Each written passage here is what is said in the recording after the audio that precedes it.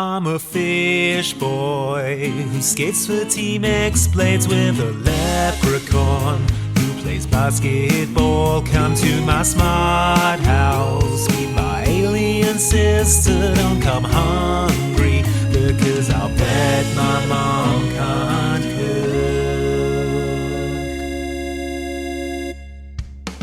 Hello everyone and welcome to Mom Can't Cook, a DCOM podcast. I am one of your hosts, Staff Sergeant Andy Farrant, and Cadet Westaway, form up and flip your rifle around. Yes sir, I'm flipping it all over the place. Alright, now drop it down your back but catch it. It clattered onto the floor. Hang on, I can get it. Kick it up into the air in a kickflip. Okay, yeah, I can do it. As I bend over, my trousers rip open. Yeah. Oh! Your rifle discharges into your leg. Cadet Westaway, these are plastic rifles. How did this one fire a bullet? This is the worst display of drill I've ever seen. You're court-martialed. You're out of the army. You have to join the Navy now. Oh, is that how it works? If you get kicked out of the army, you have to join the Navy. From army to Navy. That's anyone in the Navy who's listening. That's not true. Presumably, Air Force is above army. I mean, they're physically above in yeah, that's the order it goes in. You're ranked according to sea level. Yeah, that's why when the space force kicks off, they'll be lording it over everyone. Yeah, exactly. Yeah, I'll bump you down to Air Force, just like that, spaceman Farron. Well, of course, if you flunk out of Navy, they put you in the mole people division. You get one of those kind of drills that you can drive. Yeah, you know, like the Underminer in The Incredibles. Oh yeah, yeah. Anyway, you're probably wondering why we're talking about spinning guns around. Why we're talking so expertly about the military. It's because this week we're talking about Cadet Kelly, a 2002 DCOM that I would say thinks that the military is pretty great. A-okay. Is A-okay. Well, as you'll... Shall we hear how Disney pitched it? Kelly lived by one rule. Make it cool. Until... Military school? No. Yes. Now, in a school that's all about the rules, she's got to turn olive drab into totally fab. I'd really like to try and retain my individuality. I wouldn't do that if I were you. Sweet dreams, maggot. Ow! Oh, did you break a nail? I don't care! Get down here, cadet! Like me! Oh, is that Brad? He's the Stonesman. He looks just like a rock star. Insubordination. I hereby sentence you to the drill team. Attention! Let's do it. Lizzie McGuire's Hilary Duff. Cadet Kelly Collins, reporting for duty. And even Stevens Christy Carlson Romano. You're on my list, maggot. Star in Cadet Kelly, a Disney Channel original movie. Tomorrow at 8/7 Central on Disney Channel. So, anything you want to get off your chest beforehand, Andy? Any sort of broad Cadet Kelly notes? Well, I think it's worth noting the historical context in which this film was made. Yes. It was made in 2002, which is a year after... Yeah, you don't need to say any more than that. Yeah, it's the year after 9/11 and it's the year before the invasion of Iraq. So we're like right in the middle of that whole kind of swelling of patriotic fervour, shall we say. This film takes as read that the military is good, beneficial in heart and mind to all who are graced by its touch. Yeah. And it sort of does that with a sort of, I don't want to say naivety, because that doesn't feel right, but it approaches this with a sort of smiling insouciance that I seem to remember being entirely typical of the time. My memory of this time is that this sort of thing was everywhere. Well, I don't know if you watch the YouTube channel Defunct Land, which I would recommend. It covers a lot of kind of Disney history and Disneyana and things like that. Yeah. But I forget which exact video it was in, but the host of that was showing clips from, I think it was like early 2002, where the sort of Disney Channel stars were sharing their memories of 9/11 on the Disney Channel. I've seen that. It is absolutely wild in many ways. I mean, it's a perfect little time capsule of the era and the attitude, but just the idea that the Disney Channel made these children air their on-camera responses to an atrocity that they probably should have been shielded from. It's all sorts of weird. But that is an excellent pull, Andy. Everyone should go watch that if they want a sort of flavour of the Disney Channel in that era. Again, I don't have like particularly strong memories of this era, but I know that there was a lot of sort of directionless patriotism. Yes. And a lot of kind of bellicose feeling that was being stoked at the time. And so I think this decom, Cadet Kelly, is of a piece with there's another decom called Tiger Cruise, which deals with 9/11 in a much more kind of explicit way, a much more direct way. I'm sure we'll get to that eventually. Yeah. But yeah, it's an interesting time to make this film. Yeah, is the sort of the caveat I will put out before we start talking about it. Yes.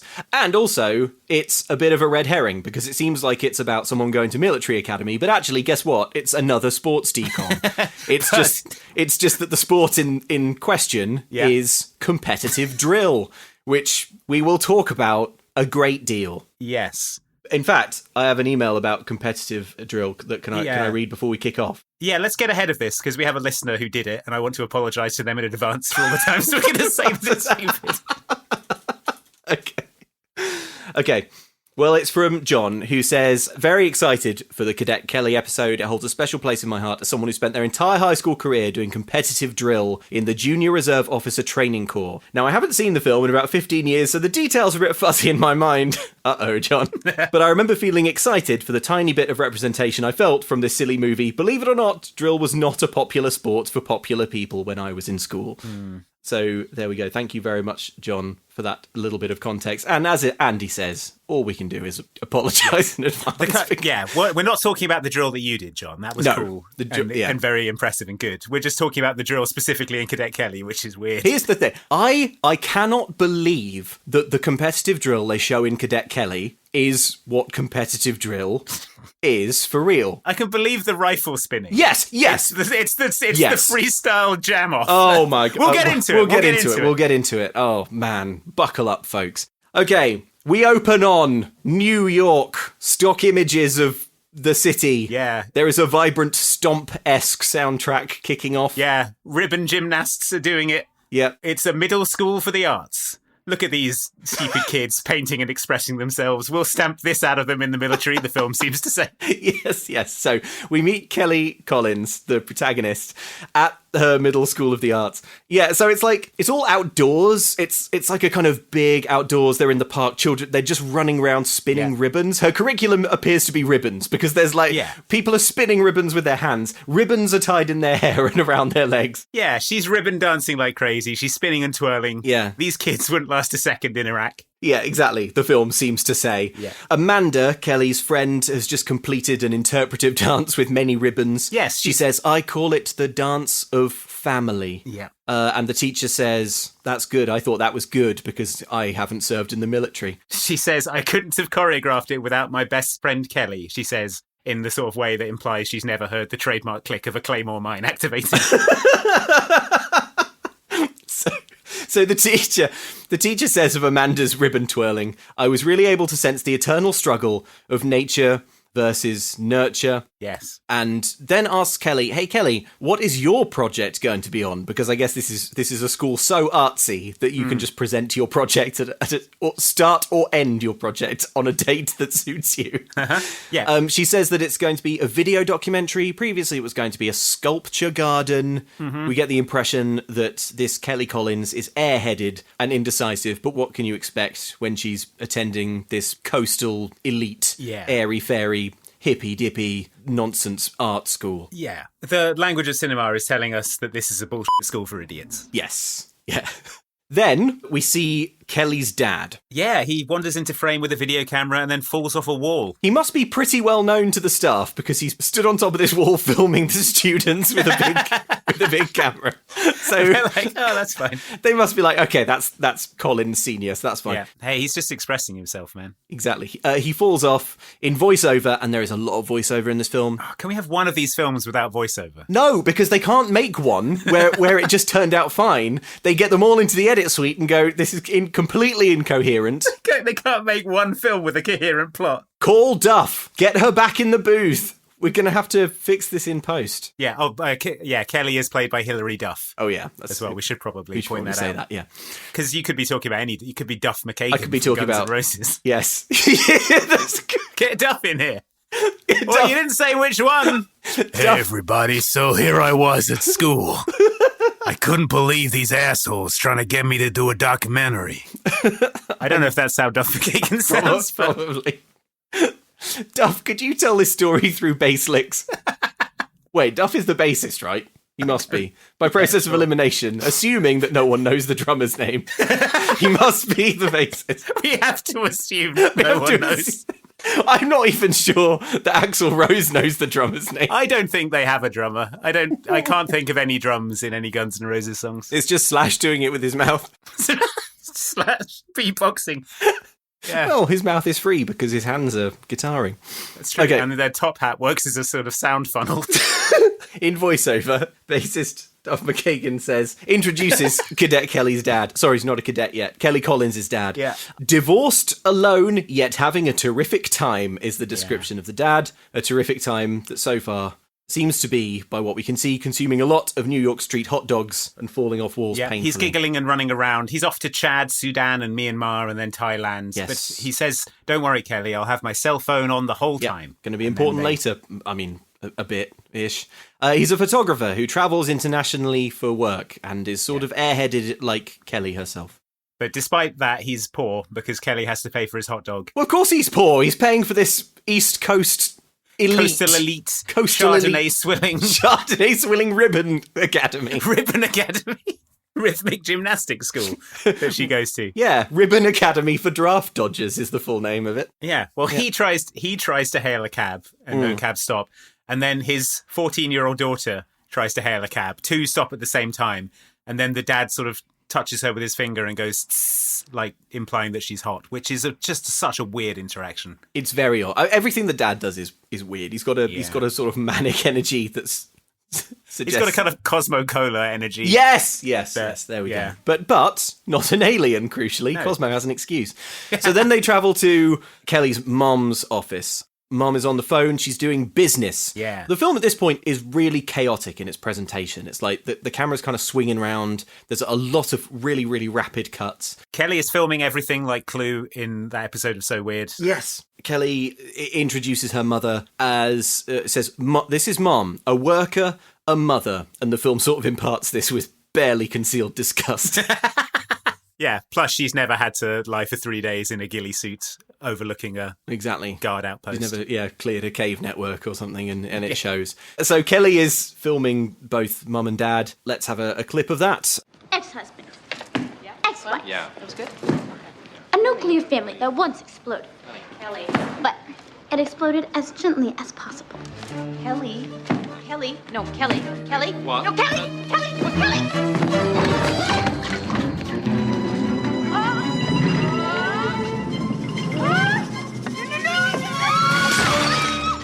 Oh my gosh!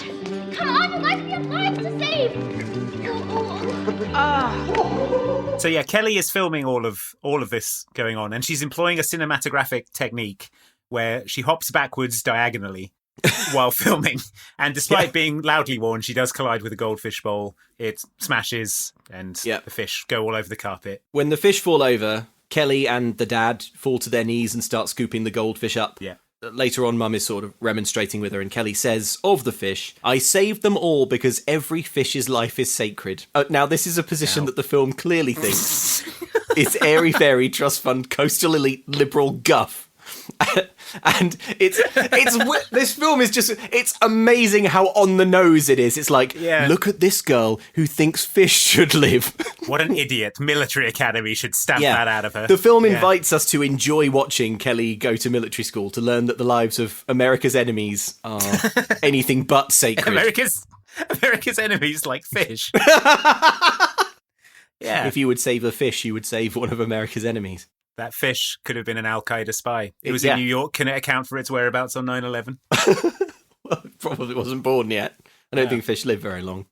The doorbell rings at Mom's apartment, and we meet Joe.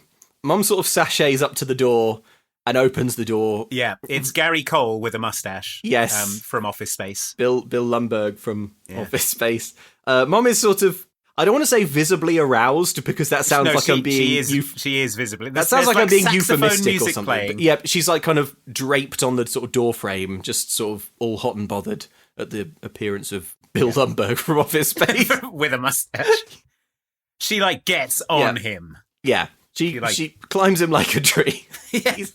He's wearing a smart jacket. Yeah. He's got a neat moustache. Uh-huh. He lunges into the apartment and the two start sort of... passionately rolling around. Yeah, they sort of start smooching aggressively. He turns around quickly and Kelly is there filming all of this and he headbutts the camera, which Kelly, had produced and was filming them with. And then he starts selling it like he's taken a kendo stick to the face. He seems he seems not battle seasoned, if you ask me. Well, you could not be more wrong, Andy.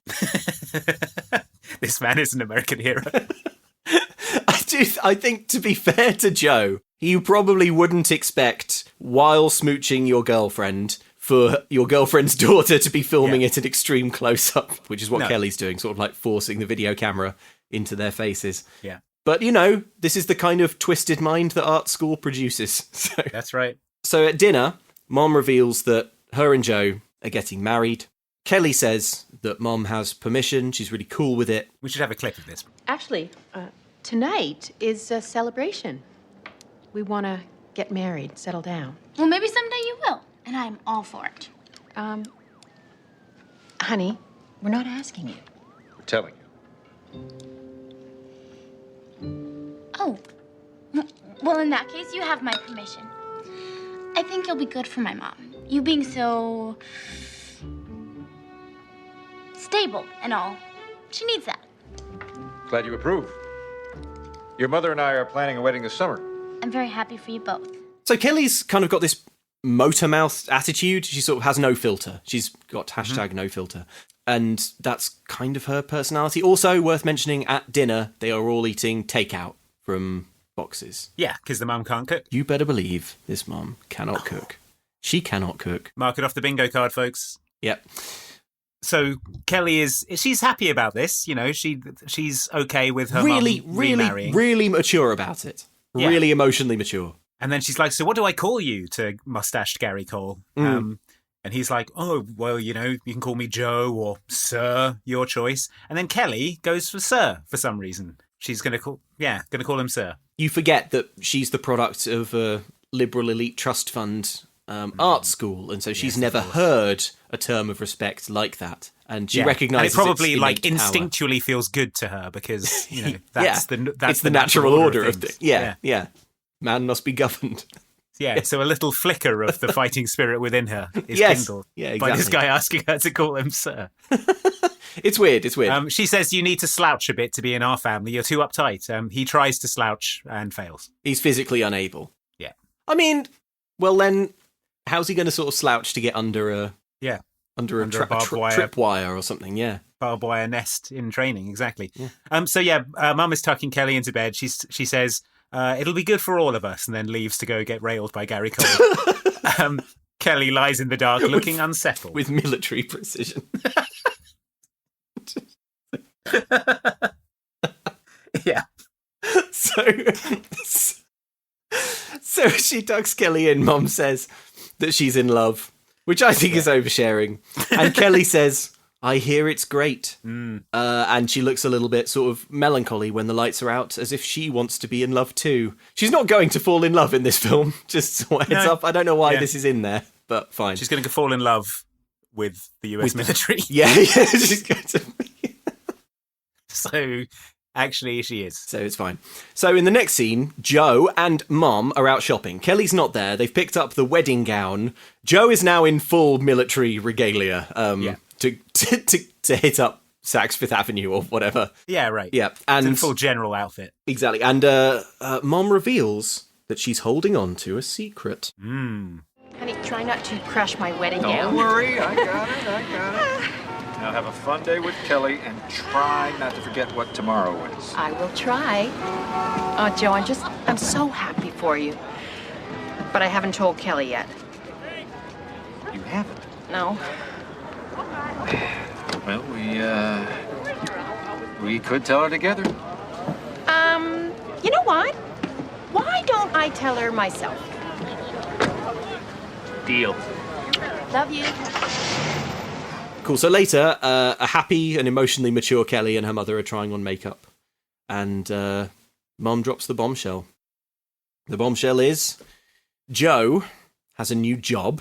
One he's always wanted. Yeah, he's going to be the commandant of a... Sorry. He's going to be the commandant of a military school upstate. Yeah. So, they're moving there. That's right.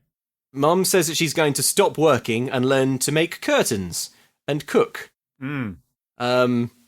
And, yeah, for some reason, this huge upset to Kelly's life is relayed not in a sort of sensitively directed conversation from her mother, but Kelly is basically chasing her mother down the Manhattan sidewalk. While she sort of goes, oh, and by the way, this is what's happening now. Yeah. Yeah. I hope that's cool. Bye. It's like if someone had said, like, I have some really bad news, counting on your curiosity to chase them down the street. Yeah, and then sort of got into a waiting taxi and sped off saying the news. You didn't tell me the news yet. Well, looking over their shoulder, yeah. Mum barks back. The first part of the bad news is Joe has a new job. He's going to be a commandant of a military school. And the second part of the... Mum jumps onto the roof of a subway train that's passing and is gone. So, yeah, she's got to move to this military academy and attend it. It has very high standards, says Mum. And guess what? Joe will be like the principal, but more so. More so. Well, he's the commandant. Yeah. And then Kelly says, military school, I won't do it. I'm not going. This new school has very high standards, honey. The academics are great. How do you know? And I mean really know. Well, I know, Kel, because Joe is going to be the principal. Only more so. Mom, in what way more so? Well, he's more than just a principal. He's like a commandant. What? And it's a very caring, very structured, which will be good for you, military school. Military school? No. Like where they wear uniforms and they march all around together? You can't do this to me, Mom. I'm not going. Kelly, we are going to be a family, and families live together. I mean, the house is right on the campus. You'll be coming home every weekend. How about if you two go and I stay here, and you can come and visit anytime you want? I don't think so. What about if I move in with Amanda? Your parents won't even notice. Kelly, you're much too much fun to leave behind. And you know what? Families don't leave anyone behind. Yeah, but... I'm not going! So Kelly is insisting to her friend Amanda that she is not going. Yeah, they're appalled by the idea of military school and the structure of it and learning and academics. Yeah. Fair enough. And then we smash cut to the military school, so we don't waste any time. This is George Washington Military School. Yeah. The stars and stripes are flying. Soldiers are on exercises, sort of jogging around. A line of recruits are spinning rifles around like batons. Yeah. Some people are doing push-ups. Kelly turns up with her suitcase. Hello, where can I get a cafe mocha? Says her voice, but not her mouth. Yes, is it VO? I don't know. It's weird. Is it her thoughts? Can we hear her thoughts now? It's very hard to tell. A lot of this kind of scene setting of George Washington Military School is in slow motion. Yeah. And you can probably picture it. It's like, imagine sort of people like kids dressed up in military garb and they're kind of like spinning their rifles in slow-mo, and the music's kind of like, it's got like a kind of permanent snare tattoo thing going. Yeah. But it's got, that kind of thing. It's like triumphant. It's, it's heroic. The movie is trying to tell us that this place kicks ass. Yeah. Which I found confusing, and I thought we could sidebar to talk about this, Andy. Okay. Look, what is my understanding of the concept of military school comes exclusively from Bill and Ted's Excellent Adventure. Well, Bill and Ted's Excellent Adventure, Malcolm in the Middle, and The Simpsons. Okay. And in all of those, and of course, let's not forget what's the other me when he's threatened. Yeah, sure. He's threatened with military school. So it's like, my understanding as a Brit of military school is that it is the threat that hangs over children, that if they do so badly in school, they will be sent to military school. Do you have any more context on it than that? I think there's an element of that. Oh, yeah. Also, hounded, right? At the end, Shia LaBeouf gets sent to military school and yelled at by his brother. Yeah. So I think that's generally how it's presented in media. I know. Yeah. I definitely know that there are military families for whom going to military school is something to aspire to. Yeah, and like a rite of passage. Yeah, I mean, we had military cadets at my school. That was a sort of compulsory thing we had to do. And there were some people who were a lot more into it than others. Yeah. People who wanted to join the army, people who wanted to join the Air Force. They would, try hard and do well. And the rest of us who were sort of forced to do it would sort of do as little as possible. Yeah. And, get to wear berets. That was cool.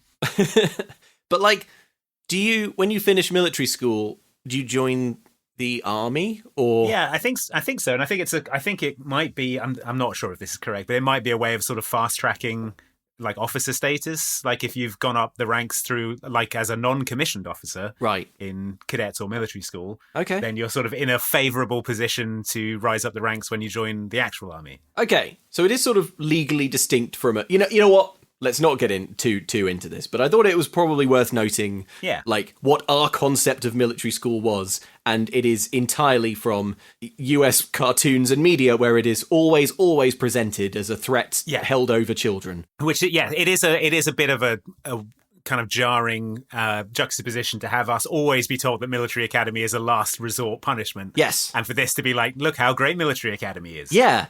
You should be so lucky to go here. So anyway, we find Kelly going to her dorm. Now, her stepdad Joe, is the Commandant. Daddy. He lives on base. The mum also lives on base. Mm-hmm. They have a sort of commandant's residence on base. But Kelly still has to live in a dorm. Kelly lives in barracks. When she doesn't. Yeah, except when it's inconvenient for the film. Yeah. Except when the film needs somewhere for her to talk in private in a bedroom. Yeah. And then, So we see her sort of in the barracks. She meets her bunkmate, who is a girl called Carla. Kelly says that she doesn't want to sleep in a place without a single piece of art on the walls. I mean, I don't know, Kelly. Do you not consider a framed portrait of George W. Bush to be art?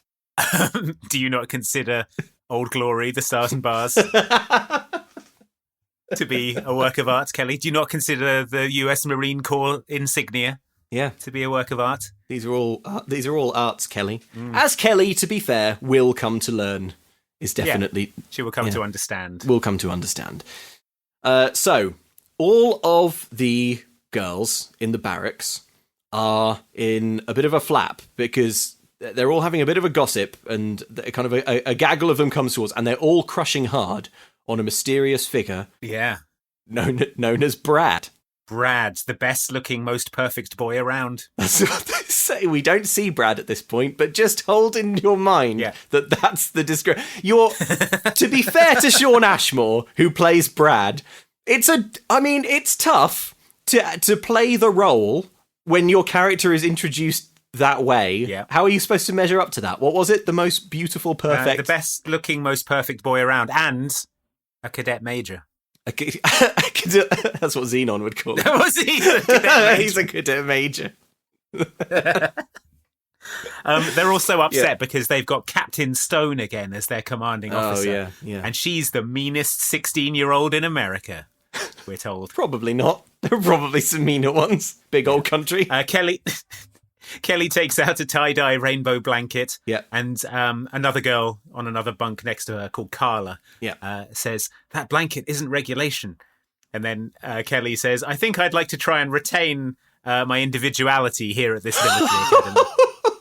Which, I mean, the film is like, get a load of this. Yeah. The film is like, lean in. She's going to be crushed. It's going to be sweet. It's going to be so sweet, this liberal arts idiot. Yeah, she's going to learn what it means to something. Because then her little blanket laying out with her colours and her individuality is interrupted by a crisp tin hoot. Yeah. It's inspection time. In walks a mysterious booted individual. We only see the boots.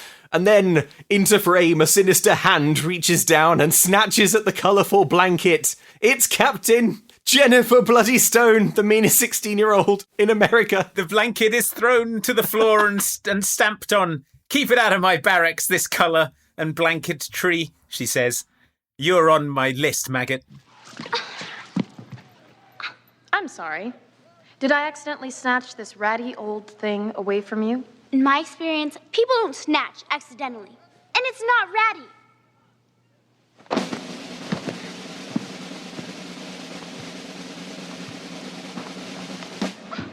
It is now. And keep it out of my barracks! Why would you do something like that? Oh, my bad. You must be Captain Stone.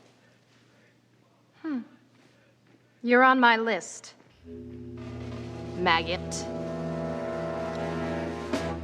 You'd be on mine if I had a list. I'll pretend that you didn't say that. So this is the meanest girl in the world, Captain Jennifer Stone. That's right. She says, "You're on my list, maggot," and Kelly says, "You'd be on mine if I had a list."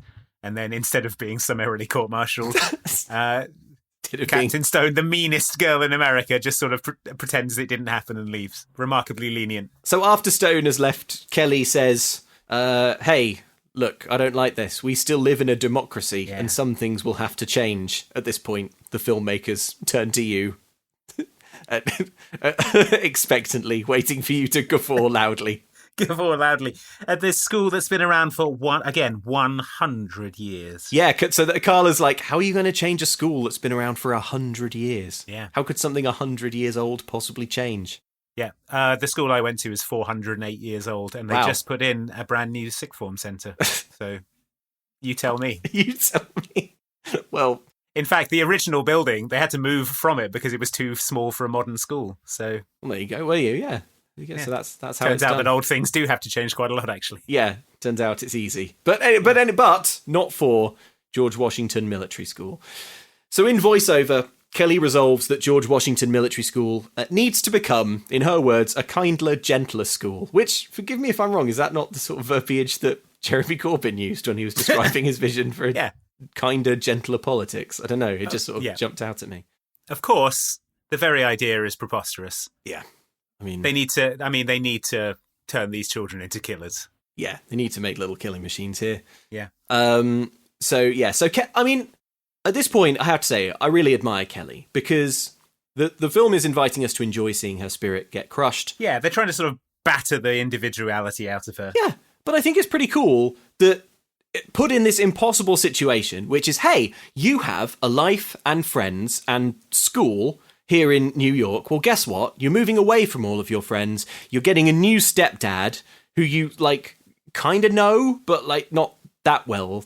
And instead of acting out or running away or kind of going through a rebellious phase or being a jerk or anything, Kelly's like, okay, well, how about this? I'll dismantle the military-industrial complex. With one colourful blanket at a time. Yeah, exactly. One hair ribbon. Yeah. At a go.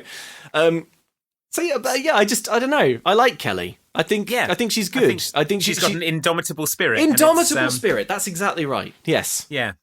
Which does unfortunately get dominated by the military-industrial complex. And I think actually this film is a tragedy. In a modern reading of this film is a tragedy. You know, it's like she's like, nothing can break my spirit, but then her spirit is broken. Yeah, it's terrible. So we cut to the next morning. Reveille plays the trumpet thing. Yeah. It happens about 19 times in this movie. Yeah. Kelly reacts as if someone dumped a bucket of acid onto her bed. The troops are all lined up for a military inspection. Yeah. And Kelly has accessorized her uniform with a nice scarf and some bracelets. Yes. Her friend Carla from earlier says, "Fix it or else." And she sort of starts hurriedly shoving scarves and stuff into her beret. It's all very naughties accessories as well. We should say it's kind of like little colourful plastic bang. It's like a holographic dolphin friendship bracelet. It's that kind of thing, you know. It becomes clear at this point that no one has given Kelly even the most remedial briefing in how the military works, because Captain Stone starts laying out the schedule. She says there's reveille at 600 hours, first mess at 6:45. Kelly doesn't understand any of this. She's like, there aren't 600 hours in the day. Why would you make a mess? And all this sort of stuff. Yeah. No one has even sat her down and said, by the way, you're going to need to know the following terminology and the fact that military time exists. Yeah, not Joe, who you'd think on the long drive upstate might have been like, well, hey, Kelly, why don't I do you a solid, seeing as everyone else in your military school has been there for years? Why don't I give you the merest overview of how it works and the concept of hierarchy? And Kelly doesn't know the different ranks. Later, Carla has to explain that to her. I don't think she understands that hierarchy exists in the military. Does she know that if she continues on this path, she might have to go to a war. Does she know what the military is for? I don't think so. I think she just thinks it's a mean school. It is a mean school. Yeah. You can imagine, Kelly touching down on the chopper and being like, we're what? You want me to do what? Machine gun who? Saddam who? Well, we need a kinder, gentler military. But then she would probably talk to Saddam and give him some bracelets and scarves. Yeah, and dance at him for a while. Dance at him. And yeah. Captain Stone is like, you forgot to salute Kelly, and Kelly does a salute, and it knocks off her beret, which is full of illegal scarves and bracelets. Yeah, and like one of those sort of thing of snakes in a peanut can. Yeah. Like sort of little bracelets and trinkets and scarves kind of explode out of her beret and hit Captain Stone in the face. So Carla, seeing all this, the girl from the bunk, she volunteers to help teach Kelly military protocol. Her first lesson is to zip it and listen. So we cut to Carla explaining things like military ranks and saluting. Kelly is saluting everyone like crazy. And we get our first look at Brad. It's the actor Shawn Ashmore. Yeah. He's the cutest boy I've ever seen, says Kelly. Oh, is that Brad? Or the cutest boy I've ever seen? Or both? You got it. Oh my gosh, he looks just like a rock star. And I would know because I've been this close to NSYNC. Better stay away. He's the Stones man. Just before we got onto the subject of Brad, did you notice when Captain Stone is sort of giving Kelly a hard time in the previous scene, right at the end, when Carla says, "Hey, how about I teach this maggot military procedure and protocol?" Yeah. Captain Stone says, "Okay, Carla, you do that and tell her about the crocodile I wrestled." Oh yeah, she did say that. She says, "And tell her about the crocodile I wrestled." Well, we see some of the training here at the academy, but we don't see We don't all of see it all. We don't see the crocodile tank. The crocodile wrestling. So, I mean, you know what the average life expectancy is for a cadet in the crocodile tank? The crocodile core, we call them. Well, maybe she's trying to sort of spread a rumor that she like wrestled a crocodile and no one's buying it. Like, tell her about it. Yeah, I'm trying to make it a thing.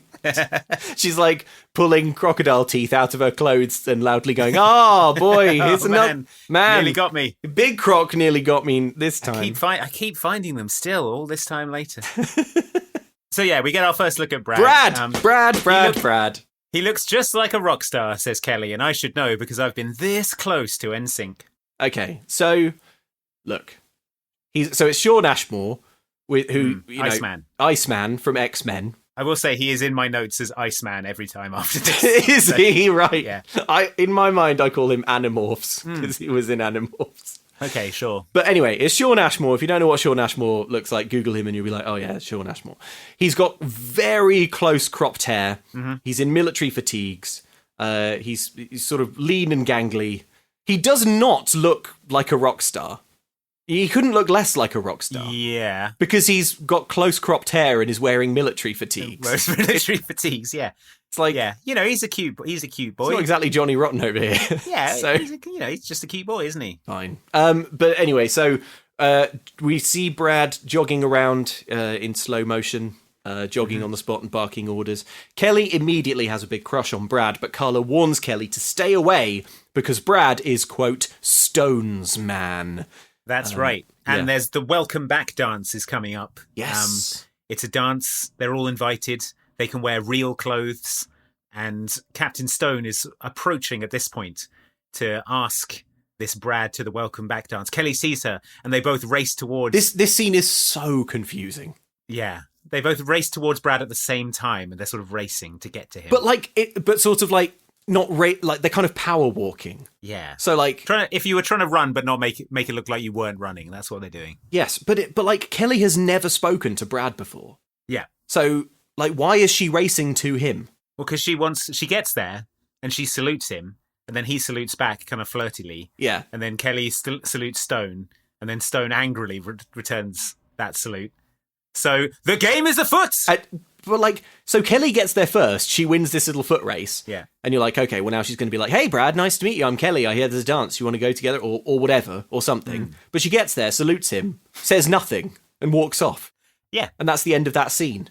Yeah, a lot of in this film, a lot of things just sort of happen. Yes. They don't really make sense or add anything to the film. What they do add to the film is runtime. Yeah, I'll say this for Cadet Kelly. It is just jam-packed with events. Yeah. Yeah. Scenes and occurrences. You know when people talk about event viewing? This is literally the viewing of events. Yeah, you are going to view so many events. You are going to view so many events. Events such as Kelly walking quickly across a field, saluting, saying nothing, and then walking away. That's like 5 events right there. Bam. This film is an hour and 40 minutes long. Oh my God, it's really long for a decom. Mm-hmm. And there's very little plot. It's mostly just slow motion footage of plastic rifles being spun around. Anyway. They could wrap this whole thing up in about half an hour. But anyway, we cut to Kelly at math class. We get this is like a sequence of little vignettes now of Kelly not fitting in. So, well, it's, not fitting in, but also taking forever to read basic context clues as well. Yeah, so she like walks into her math class and everyone is stood up. Yeah. She sits down and then she looks at everyone else stood up for about a minute, sort of goggling at these stood up people. And then she goes, "Oh, stand up." And then she stands up and the teacher enters and everyone else sits down and then she's the only one stood up. And then it is and then she's like, very funny. Kelly, just do what everyone else is doing. Like, come on. You attend an art school. Surely you've done like group dances or something. You must be familiar with the idea of like a chorus line. Everyone doing the same thing at the same time. Yeah, right. Anyway, the next Buster Gut vignette is history class. It's military strategy. On the board at the front, the Battle of Waterloo is being explained, and Kelly puts her hand up and says, "Excuse me, at this point, I feel like I have to note that I'm a conscientious objector." And oh my gosh! And everyone else in the class audibly leans in. You're probably thinking, "What does a lean in sound like?" Well, it sounds like. Let's have a clip of it. It sounds like this. Can this wait? Well, it would be dishonest of me not to tell you right now that I am a conscientious objector.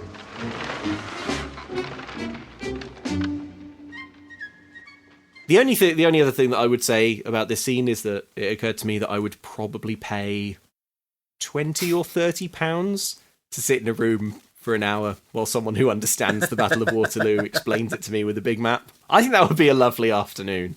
I wouldn't. I'm a conscientious objector. I wouldn't go. Well, I'm a conscientious objector as well, but I like a big map as much as the next red-blooded individual.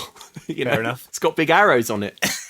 The next class that she has a test, and she says, "At my old school, we only had to do math when we felt like it." Liberal arts.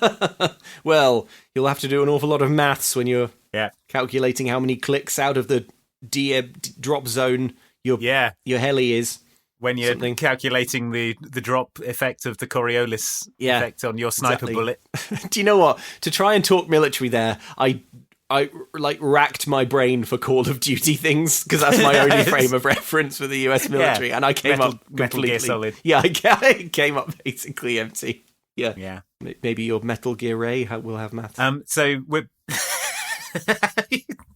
How are you going to fight Metal Gear Excelsus? How are you going to count how many Metal Gear Rays you have to fight? Without math. So, back in the barracks, Kelly is mourning her blanket and the girls are looking at dresses for the dance. Carla is looking sad. Here, Kelly is in her elements because Carla is sort of slumped on her bunk, dejected, and Kelly goes over to her.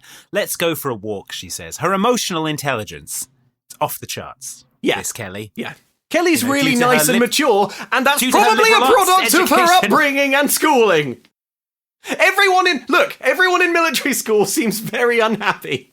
Yeah, Kelly seems ignoring this like sobbing Carla. Kelly's the only one. Kelly's like, "Hey, I just sort of rocked up from my well-adjusted, emotionally sort of mature art school. Yeah, so maybe I could help everyone with their problems." And the film is like, "She's disgusting."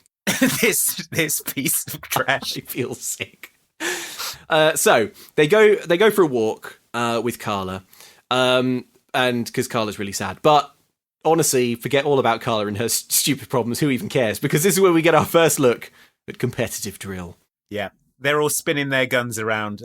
Kelly says, "I believe in gun control," and then Carla says, "Around here, that is gun control." Nice, because they're controlling the guns. Yeah, she says, "Don't worry, they can't be fired." And the drill team is a big deal. It's like their football. Yeah. So, okay. Unfortunately, we're dealing with an audio medium. Yeah. And a lot of I can't wait until we get to the competition, because I've got so many descriptions of what is happening. To say that it's a visual experience does not begin to describe it. I'd say it's the visual experience of your life, seeing the competitive drill happen in Cadet Kelly.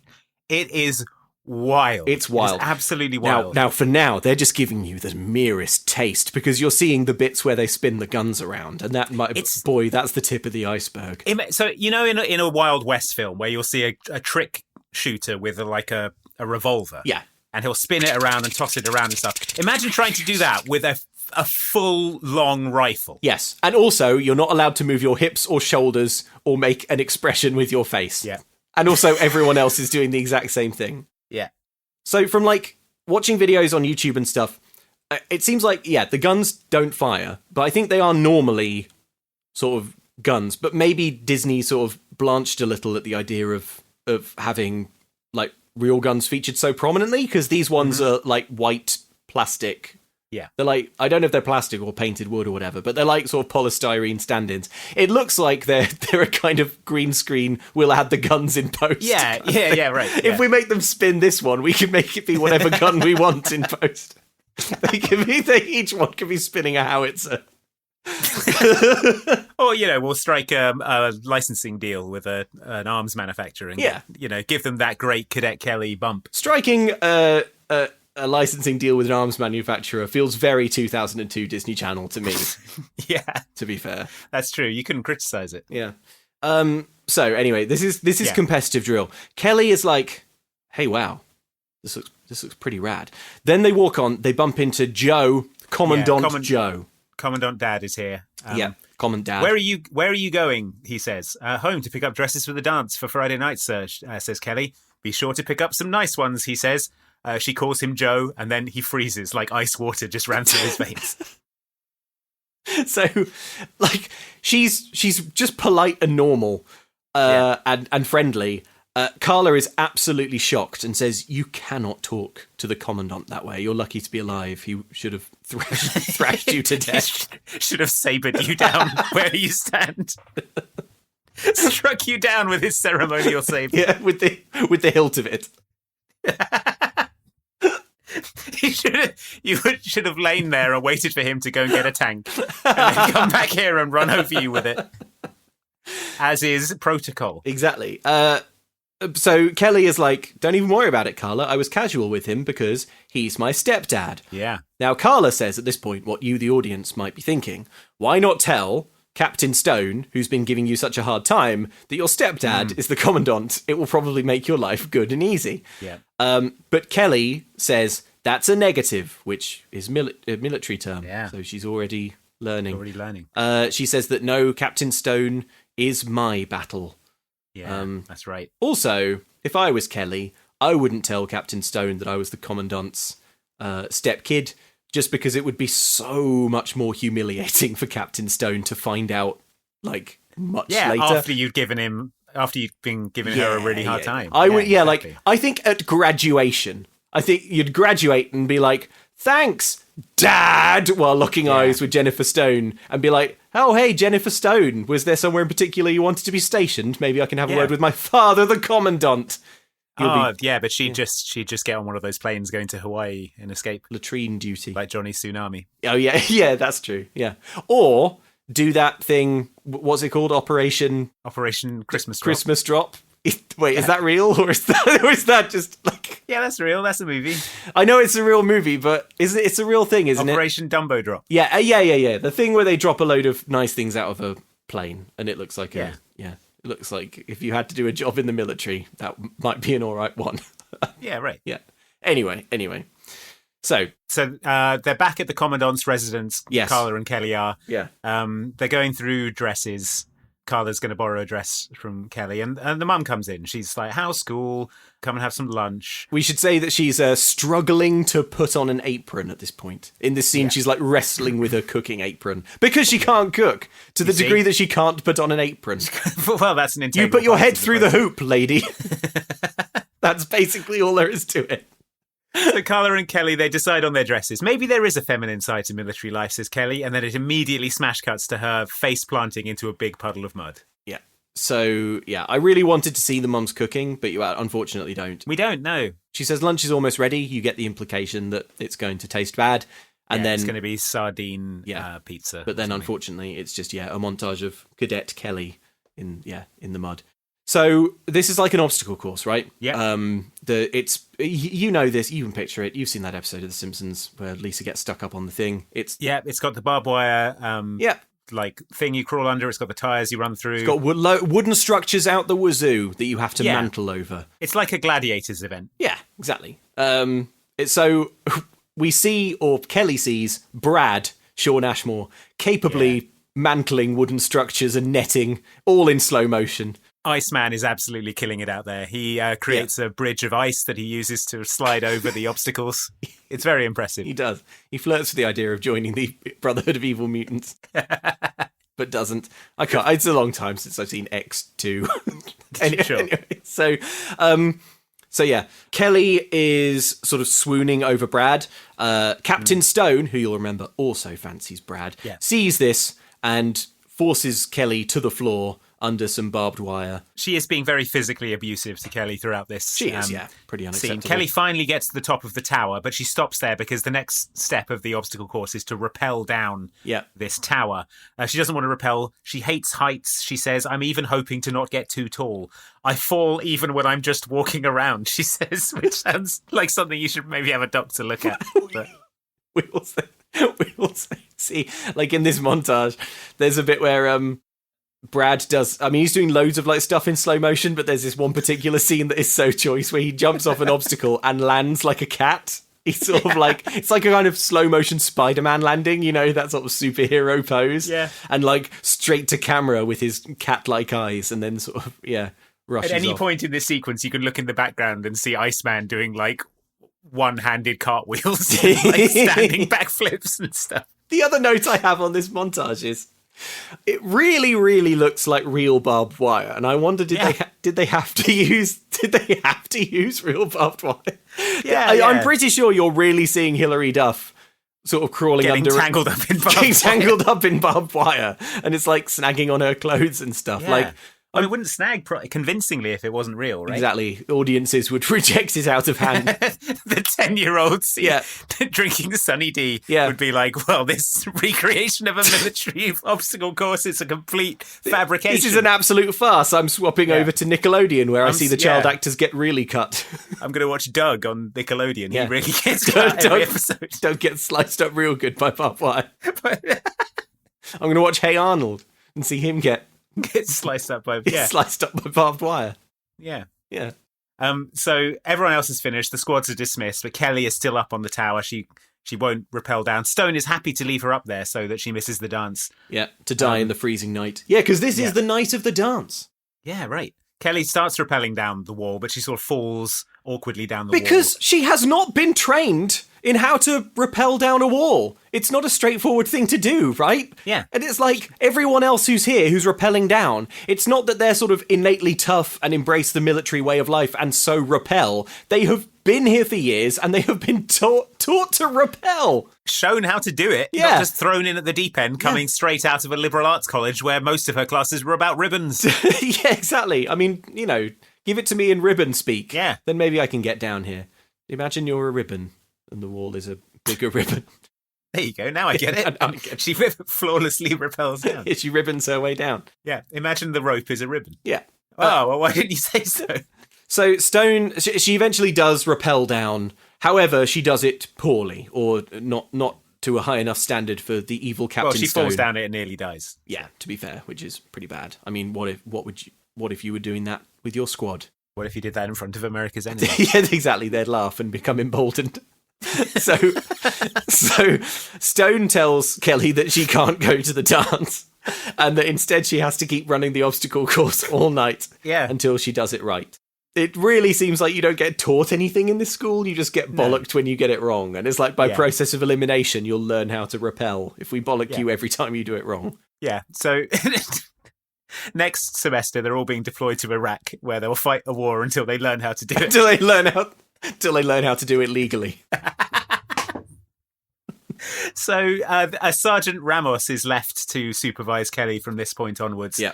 And then Commander Stone says, haha, what are you going to do about it? And Kelly says, absolutely nothing.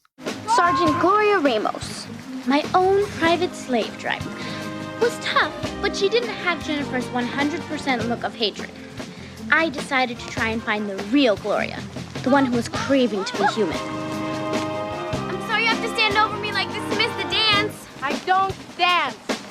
Don't you want to listen to the music? I hate music. Nobody hates music. It's a primitive instinct which I'm sure you could unleash anytime you want. Never happened. We have got to get to the bottom of your denial. Get moving! I intend to. I can diagnose and climb at the same time. Under the wire! So Kelly is making a real effort here to kind of find Gloria's human side. Yeah. You know what I mean? She's exhausted. She's kind of crawling under the wire again. She is bleeding. She's bleeding. She's mumbling the Marine's hymn. But then, unprompted, Ramos starts talking about back home in Ponce. She pretends that she's on the warm sand back there. Use your elbows and knees to push, she tells Kelly. And then Kelly starts doing it. Yeah, wow! Isn't it incredible how she can do it when you teach her how to do it? You give her the slightest instruction. Yes, like, wow, all night you've been going under this barbed wire, cutting yourself up. Hey, I tell you what, I'll throw you a bone. Why don't you try doing it like it's done? Like this, with your elbows like this and this. And then she does it immediately fine. And it's like, wow, who knew? Yeah.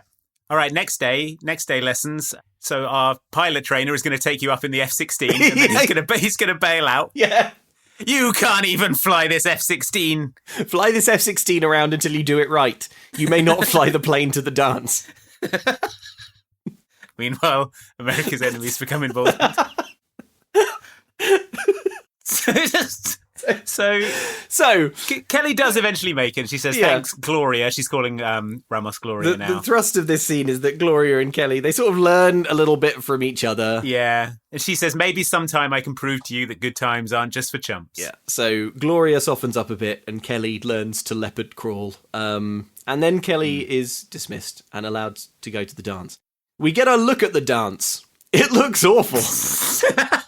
I mean, I'm pretty sure that if you attended a New York art school, you would go to some pretty kick-ass dances, right? That's right, it'd be like an Andy Warhol warehouse party. Yeah, right. I think, if Kelly rocks up here, she's going to be so disappointed. It's like all the dudes are dressed like Tom Cruise and A Few Good Men. Yeah. And they're sort of like swaying slightly with their elbows pinned to their sides. Yeah, very stiff, very starchy. The subtitles tell us that the music playing at the ball is It's Not That Deep by Cash Hollywood. Totally ungoogleable. I was like, okay, well, they've given it a name. Cash Hollywood. Cash Hollywood. Nice. Don't get me wrong, Cash Hollywood, good band name. Yeah, right. As far as I can tell, not a band. Doesn't exist. Doesn't exist. Honestly, I was like, the only thing that Google throws up is the Disney Wiki, which is like, yeah, this is an entry on the Cadet Kelly credits. So anyway, there you go. I mean, they had Hilary Duff in this film. Could they not get Hilary Duff to do a song? Not when you've got Cash Hollywood. You're telling me I'm going to say no to Cash Hollywood? Cash Hollywood. He's here in my office. Cash right now. knows where the bodies are buried, man. We got to put Cash Hollywood in this flick. Maybe Cash Hollywood is Hilary Duff's sort of pen name when she wants to, nice. go a bit more pop punk experimental. Yeah. So Kelly is all muddy and wet from running the obstacle course. Yeah. Like she says she does often, she falls while just walking. This is so good. Rolls down a hill. So she falls, she rolls down a hill. We see the hill. Yeah. She's rolling down it. Then we get another shot of the hill. Yeah. It's steeper than before. Yeah. Then we get a third shot of the hill, and now it looks like she's kind of like tumbling down a cliff face. Yeah. And then she sort of falls in a way that causes her to get back up onto her feet. But then keep falling forwards. Yes. She's just like crashes through the door of the dance. Yeah. The crashing through the doors. Across. Yeah, it doesn't arrest her movement, does it? No, if anything, she speeds up. She sort of runs through the dance going, whoa, whoa, sort of holding her hands out as if not in control, even though anyone could stop this movement. Yeah, easily. She collides with Captain Stone, who's wearing a white dress. Iceman is absolutely loving it. Yeah, so this This is the first thing you've seen Brad do, like, in response to our main characters. And it's not a very nice thing. No. So, like... Stone is humiliated by this. Yeah, so, like, Stone is humiliated. She gets all covered in mud. Everyone's applauding and laughing and saying, way to go, Kelly. Yeah, and Brad is, our sort of likeable male protagonist and romantic interest. Yeah. He just, like, smiles and laughs in a way that is really cruel. He says, looks like someone knows how to get down and dirty. Oh! Which, what? What do you mean? What do you mean? I'm pretty sure that's the first line he says. Yeah, and what do you mean, Brad? Well, there's somebody who knows how to get down and dirty. What do you mean? What do you mean? I don't know what you mean. At that point, everyone in the room should be like, stop Stone's humiliation. What did Brad mean? And everyone rounds on Brad. Leaving. Cash Hollywood sort of record scratches into silence. Cash Hollywood turns off the sound system. Cash Hollywood's the doors are locked. Hey, fellas, stop playing. I've got to find out what Brad means. No one's leaving this dance until we find out what Brad means. What do you mean, Brad? What do you mean, Brad? I don't know what you mean. So anyway, Stone storms off. Kelly laughs.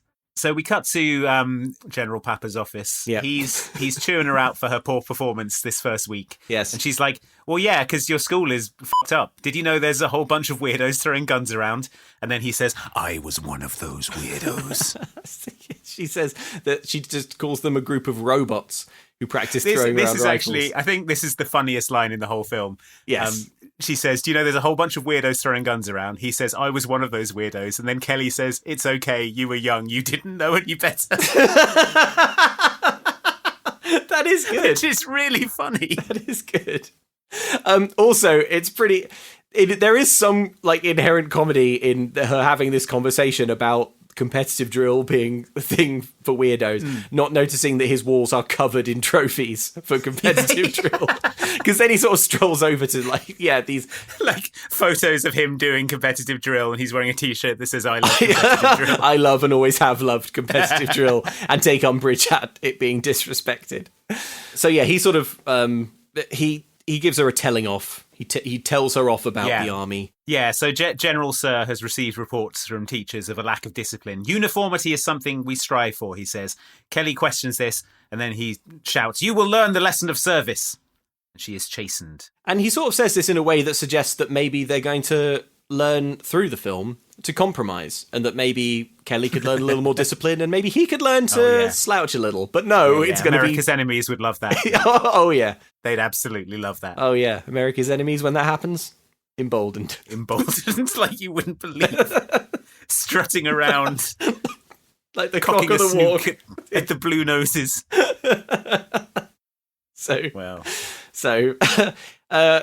He tells her off about the army. Although individual dignity is respected, the individual is at the service of the group. That's why we call it the service. That's a lesson you need to learn, Private Collins, and you will learn it. Dismissed. So Kelly is walking through the grounds of the school despondent. She tries to call her dad, but only gets his answer phone message. Yeah. I'm miserable and allergic to the country, she tells his answer phone. Okay, bye.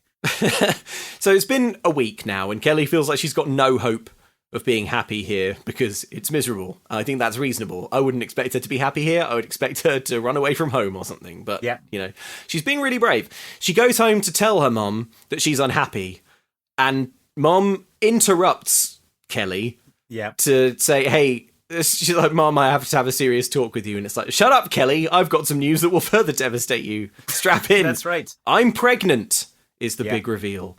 Kelly is, of course, a good and likable character, so she's delighted for her mum. Yeah, she's so unbelievably chill with this. I can't believe it. Like What a nice person. The mum is like, hey, Kelly, I've moved you out of your school to go to your stepdad's military academy. Yeah. And by the way, I'm having a baby with him. Him and I are replacing you with this new military with baby. A military baby that will make America's enemies quiver in their boots.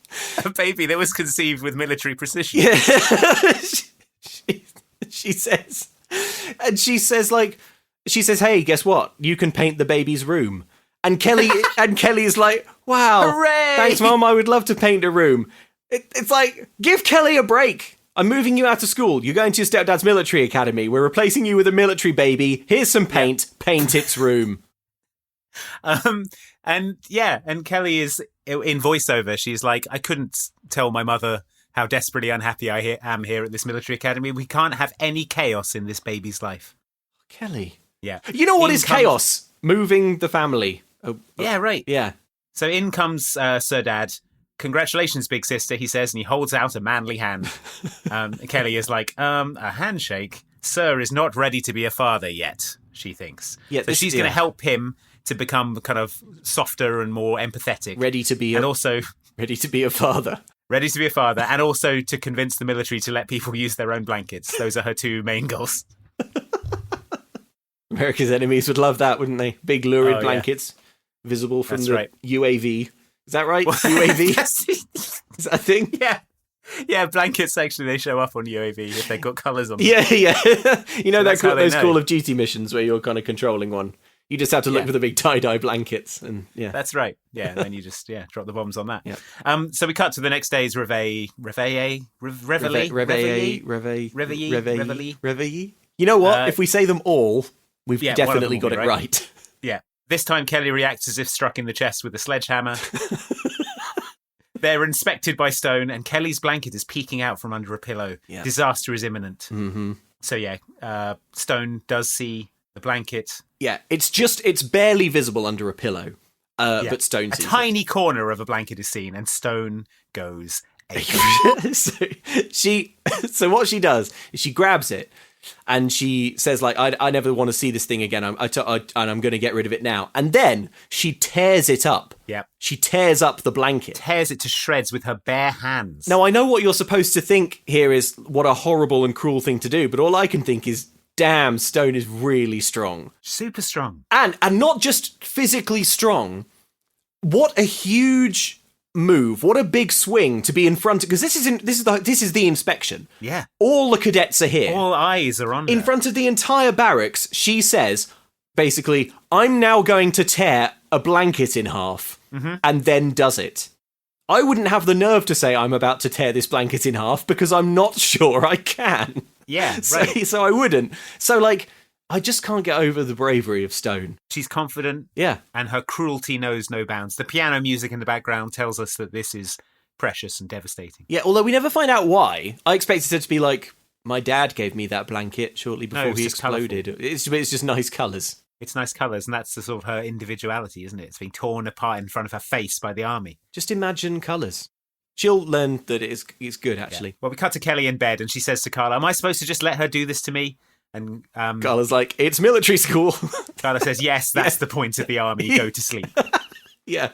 So Kelly, whose spirit is indomitable, decides to sneak out.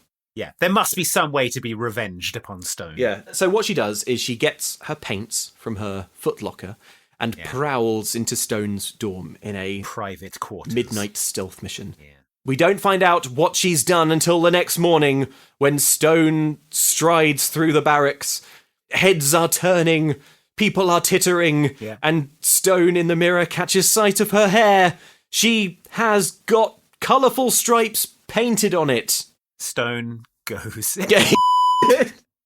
This is quite confusing because the back of Stone's hair is coloured in colourful stripes. And when we see Kelly sneak into Stone's quarters, Stone is asleep on her back with the back of her head on the pillow. Which means maybe Kelly waited until Stone just sort of...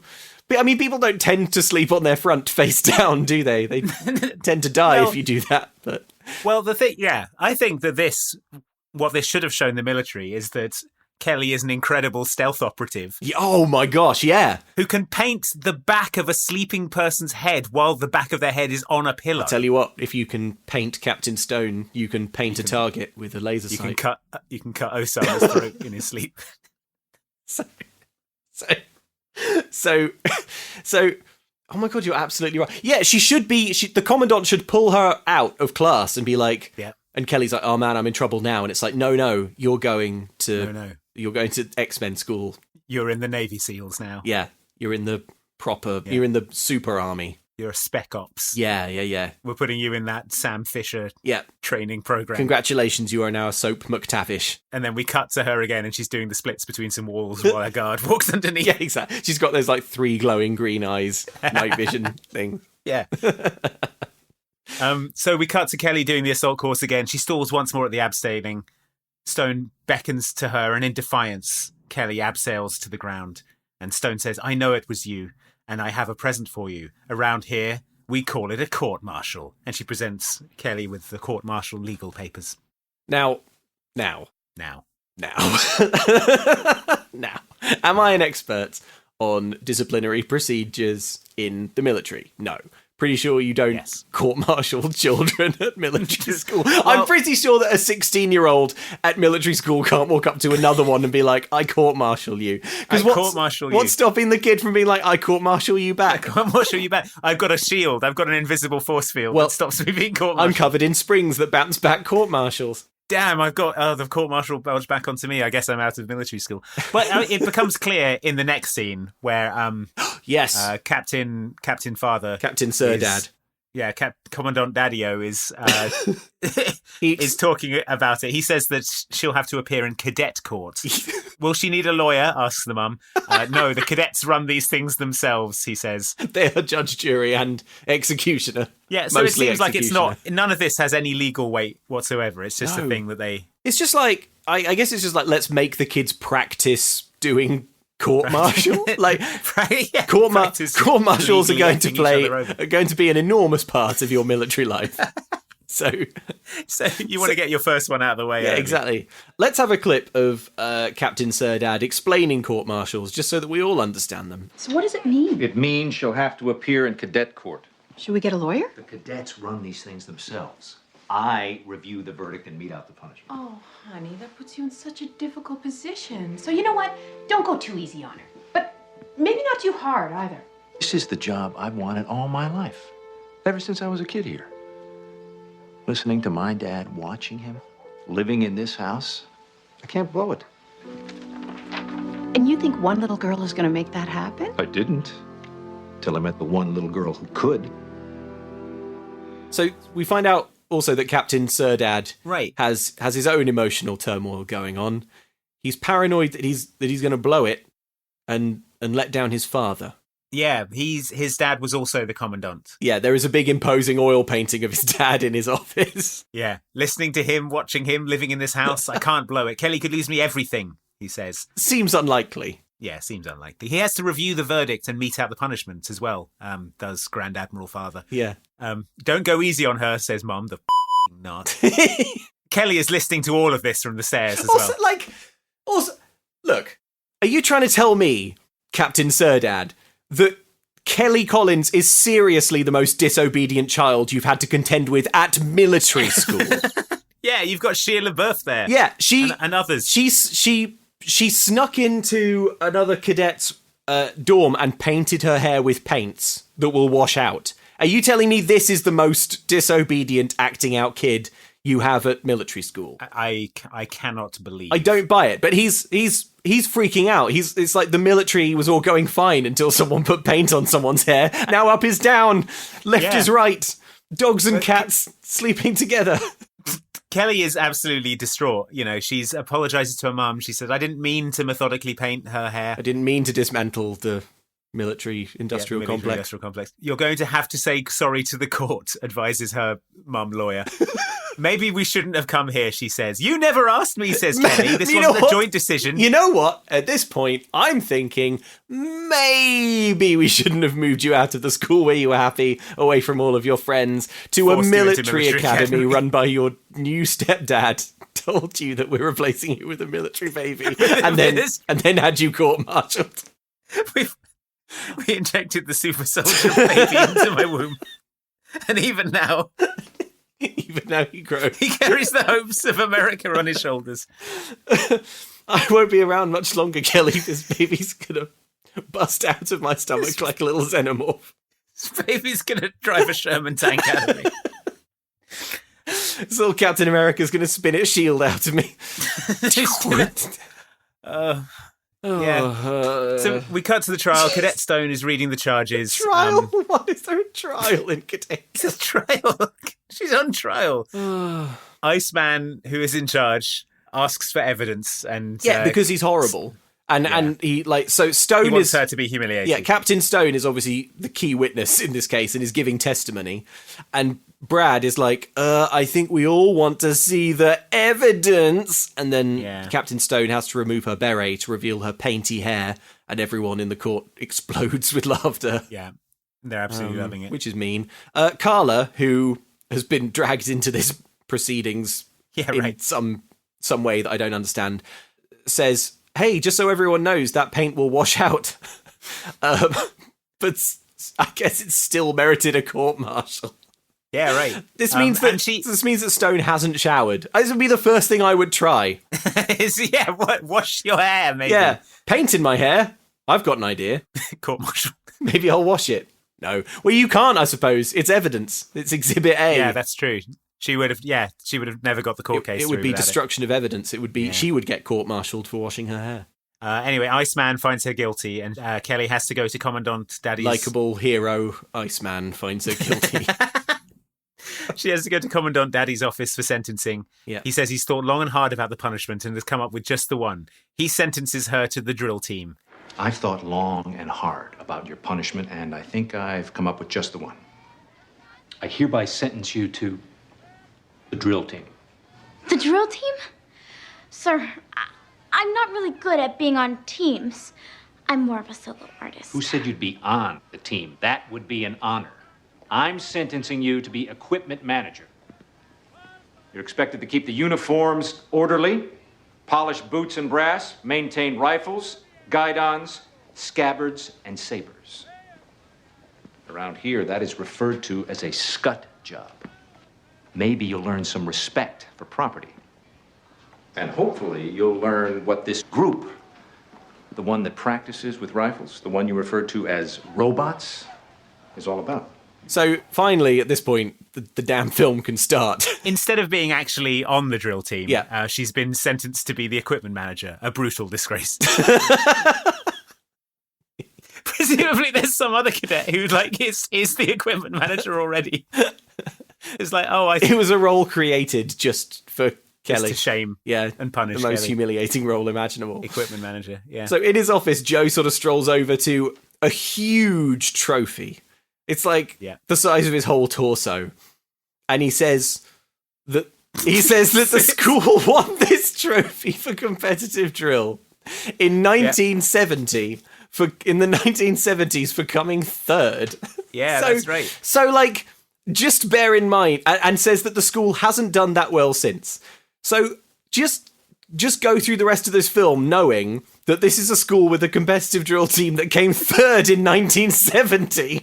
And in the 32 years. And in the intervening 32 years has never managed to place that highly again. Yeah. Which actually goes some way to explaining the quality of drill that you are going to see and why they all look like electrocuted penguins sort of in their death throes. Yeah, so he says that she'll have to keep the uniforms orderly, polish boots and brass, maintain rifles, guidons, scabbards and sabers. A disgrace. Soon she'll learn that gun dancing is actually good. Soon you'll learn that clean guns are good. Dance better.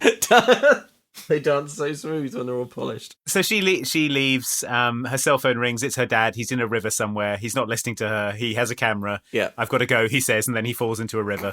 Good scene, Cadet Kelly. End scene. Good scene. Cut to the drill locker room. Kelly is, so they run through what her job is to polish boots and maintain equipment. She's scrubbing boots, and Brad, Iceman, walks in and seductively, like in Ghost, shows her how to shine boots better. He erotically spits on a boot. Yeah. And maintains eye contact. Yeah, he's like... while he rubs on it. He's like... by which I mean the boot. He's like, hey, you're still shining boots that way? Let me show you how it's really done. And then gobs on it disgustingly. He doesn't actually... So I watched this again. He doesn't actually spit on camera. It cuts away as if the film is afraid to show Sean Ashmore spitting for real. He doesn't actually spit on Hilary Duff. Well, probably some spit went on Hilary Duff. They're in close proximity. And then Brad, the film's likable love interest, says, "You make me laugh, Cadet Kelly," and walks off. So yeah, that's good. And then Kelly sort of tenderly touches the spit. Yeah, it's like, wow, that's nice. Yeah. He spat on this. That's cool. We cut to the drill team. "Flip arms," says Iceman, and then they spin their guns around for ages. Absolutely ages. This is practice. So Kelly is in the corner polishing stuff. Yeah. So Brad is on the drill team. He's one of the most capable rifle spinners in this whole damn county. He's capable of placing fourth since 1970 or whatever. As is Captain Stone, she's also on drill team. As is Carla. Everyone in the film you've met so far is on drill team. Secretly on drill team. Probably even the mom is on drill team. Yep. So Joe, Commandant Dad. Commandant Papa. Commandant Papa. He's here and he explains that... The Alpha Papa. He explains that there's an upcoming meet and that it's their best hope of going to regionals. It's this thing that always happens in sports decoms where there's a fake sports event before the real sports event. Yeah. Now, I've never been in a competitive sports team. You may be shocked to hear. But I just don't understand why you have a fake event first and then the real event later. Just do the event. Yeah. No. We've got to have this regional. Is this the region? Yeah. So this is the one that might get them to regionals. But they played the same people that they... I don't know. Yeah. Just do it once. Just do the regional. Just do there's a lot of sport in America and we're struggling to keep up. I've got basketball, yo-yoing, ice hockey. Yeah, all these other decom sports. Rollerblading. I did. Yeah, windsurfing. I honestly didn't. And now, I mean, there are things that aren't even sports, like throwing a gun in a weird way. So. Then they start doing their thing. Reverse flip arms, he says. Yeah. What is the point of this? I have written down. And then Kelly, looking at this slow motion gun spinning, says, "That's when it hit me. Gun spinning is actually... The army is good." The army is good. No, she realizes that gun spinning is artistic. So, yeah. Like Swan Lake. That's when it hit me. This was like Swan Lake. Only instead of tutus, everyone was wearing uniforms. But still, it was so beautiful. Swan Lake. Yeah. One of the greatest pieces of artistic achievements. The music, the opera, the dance. This is comparable, says Kelly, who actually went to art school. Yeah, so the music swells and Kelly is transported by the indisputable magic and beauty of spinning plastic guns around in a She now sees the artistic appeal of flipping a gun around for no reason. I'm not being funny. I'm not saying that it doesn't look cool. I mean, I am saying it doesn't look cool, but I'm not saying that it doesn't look interesting. It does look interesting. It does look like it requires skill, but it's ridiculous to me to suggest that a New York art student would be particularly impressed by this because, she is studying performance arts, right? Yeah, that's what she's doing. The ribbon twirling is the tip of the iceberg, right? She would have seen and performed in many similarly difficult disciplines. She's been on dance teams. Yeah. I think my problem with it from an aesthetic point of view, like if we're judging it purely on its artistic merits. Are we talking now just about the rifle spinning bit? Or are we're not there yet, are we? No, we're not getting... I'm just talking generally about the idea of rifle spinning. Yeah. The thing I would say is that just because of the construction of a rifle and the way it looks is you have the butt of the rifle, which is a lot wider and heavier, and then you have the thin sort of barrel at the other end. Yeah. And it just doesn't look very nice. It's sort of, the weighting must be off because the butt is a lot heavier than the barrel. Yeah. And just spinning this thing around, it doesn't look pleasant. It's not like a baton or, some juggling. Oh yeah, like fire thingies. Fire poise. Or even like Wild West pistols, when you see someone doing flare pistol twirling. Yeah. That's a lot more aesthetically pleasing than just a big asymmetrical rifle. It doesn't look nice. It's comparable to me to cocktail flare, I think cocktail flare is better to look at. Honestly. And you get a drink at the end. So. Yeah. It just looks weird and awkward and it does look ugly. As if they're we're marching around and we've got our rifles and we would like to do a competitive dance. Yeah. So let's reverse into that. You know what I mean? It's not it's a bit sort of cart before horse in that way, isn't it? Well, it's we'll get into it more in a bit when they start doing more of it. But Kelly has foisted off her court-martial punishment on to Carla. So Carla's going to help her be equipment manager. Yeah. And she says, Poor part Carla. of what we learn here. Yeah, right. She says, part of what we learn here is to help each other. And then we get a bit of Carla backstory. She says she's lucky to be here because her home life wasn't good. And military academy is like heaven on earth to her. Yeah. So, the army is good and such. Yeah. Kelly invites her over to dinner Friday night, maybe to stay over, showing that emotional intelligence again. Yeah. And yeah, they're polishing boots and brass, having a nice time. In come Stone and Iceman. And then Kelly says, "Can I borrow some spit, sir? Promise to pay you back." Which I think is the filthiest line in a decom. In a decom so far. Whoa. How about the Brink ones where it's like... Oh, yeah, true. Where it's so innuendo-y. But this is a bit more sort of... Yeah, this is a bit edgier, I think. Absolute filth. Especially because then Captain Stone runs up to him and is like, "Hey, will you help me with some moves for the big meet?" Yeah. And likeable male protagonist, romantic love interest, handsome Brad. Yeah. It's just like, whoa, queues of women. Queues of women lining up. But then Kelly interrupts that and says, "People say I bring luck to things. They often rub my head for good luck. Rub my head, Iceman." Rub my head, Brad. Yeah. Rub my head now. This is baffling to me because Brad has said and done nothing attractive. Nice. I don't think that's nice. I don't think that's controversial, is it? I don't think Brad has done or said anything that is like remotely sort of attractive. And I also don't think he's done anything that's like particularly sort of salty. Kind or bold. But going the other way, I don't think he's done anything like sort of roguish enough to qualify him for like bad boy status. Sexy bad boy. Yeah. So he's just an absolute nothing. And surely he's like, how hot would you have to be? How hot would I'm asking, how hot would you have to be to have this personality and to just have like queues of people just sort of queuing up to be like, spit on my boots and rub my head for luck? And it's military academy. Everyone's got the same haircut. Yeah. So, that's true. Yeah. That levels the playing field somewhat. I guess maybe they're not allowed TV to sort of see. Yeah, to see the other heartthrobs of 2002. Yeah, right. The lead singer of the Mavericks. Yeah, Derek Whibley. Yeah. He's not the lead singer of the Mavericks, but he is a 2002 heartthrob. Astonishingly, you're correct, yeah. So they sort of go off. Kelly looks at one of the rifles and starts to give it an experimental flip. It falls. She tries again.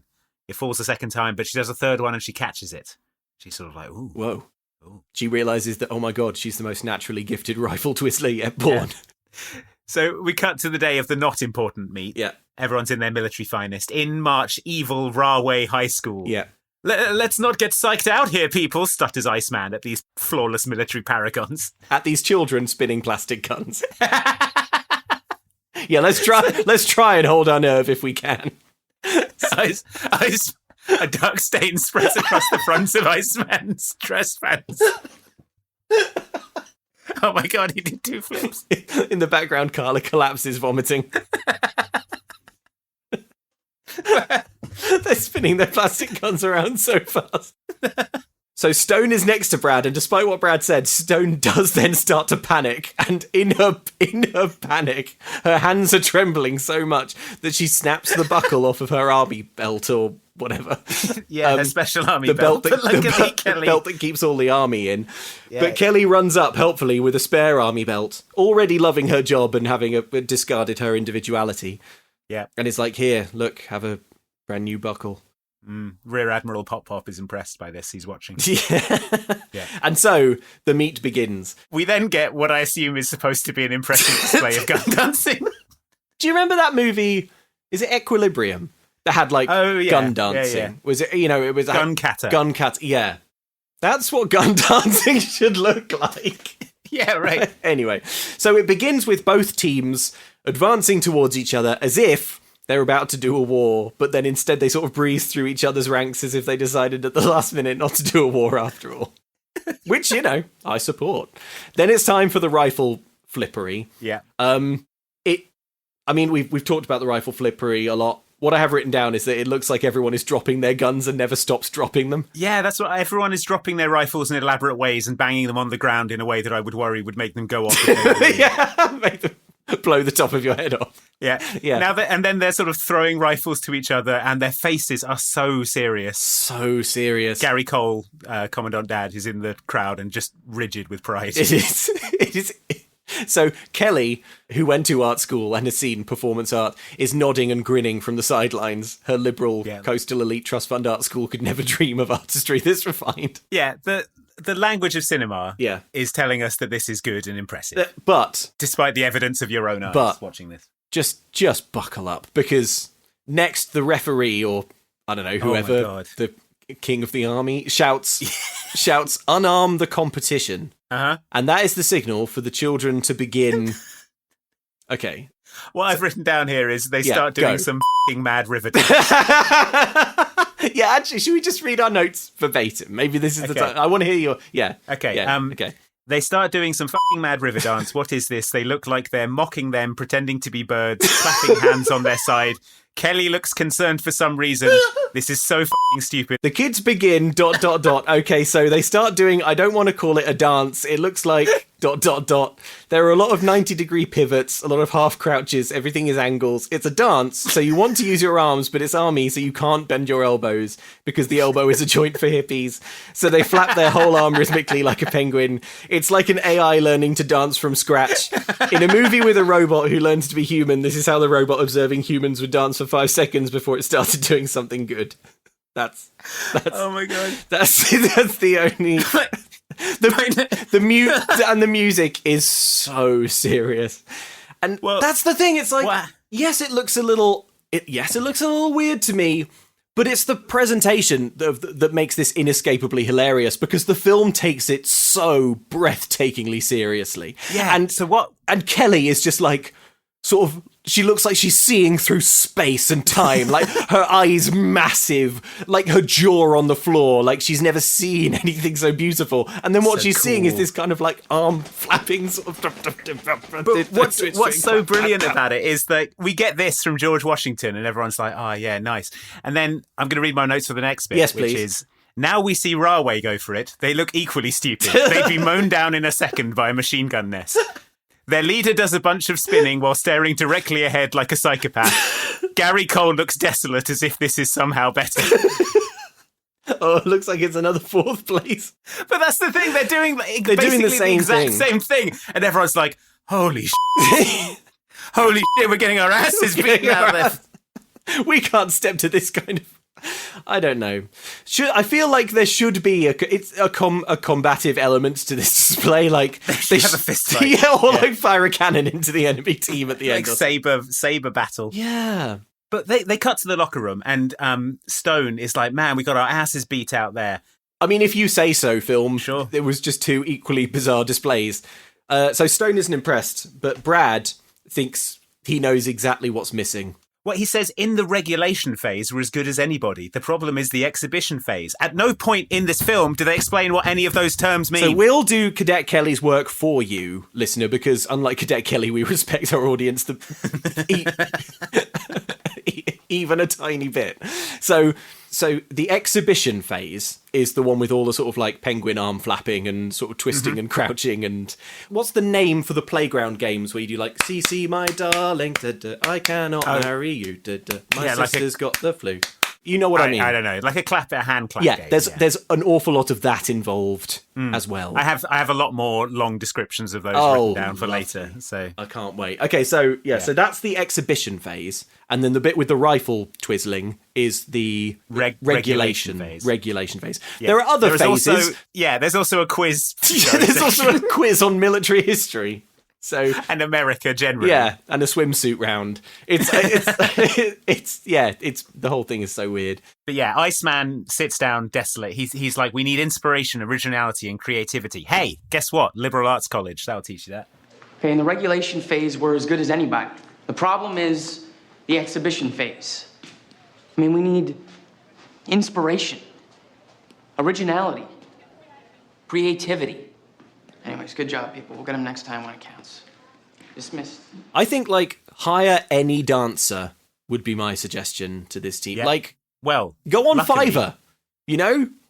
Go on Craigslist. Luckily for them, they have a liberal arts coward pacifist idiot in their ranks. Someone who's done any dancing in any field. Well, it's debatable because then Kelly does start jigging around with a gun, and she's doing like a bit of the old soft shoe. This is bizarre. I put like a little bit of this on Insta. I honestly think this defeats description. I did try actually. Yeah. So Brad dismisses everyone, and Kelly. So it's just Brad now and Kelly in the room. Remember that Kelly's not on the team, but she picks up a plastic gun and sort of advances on him and starts improvising a peculiar routine.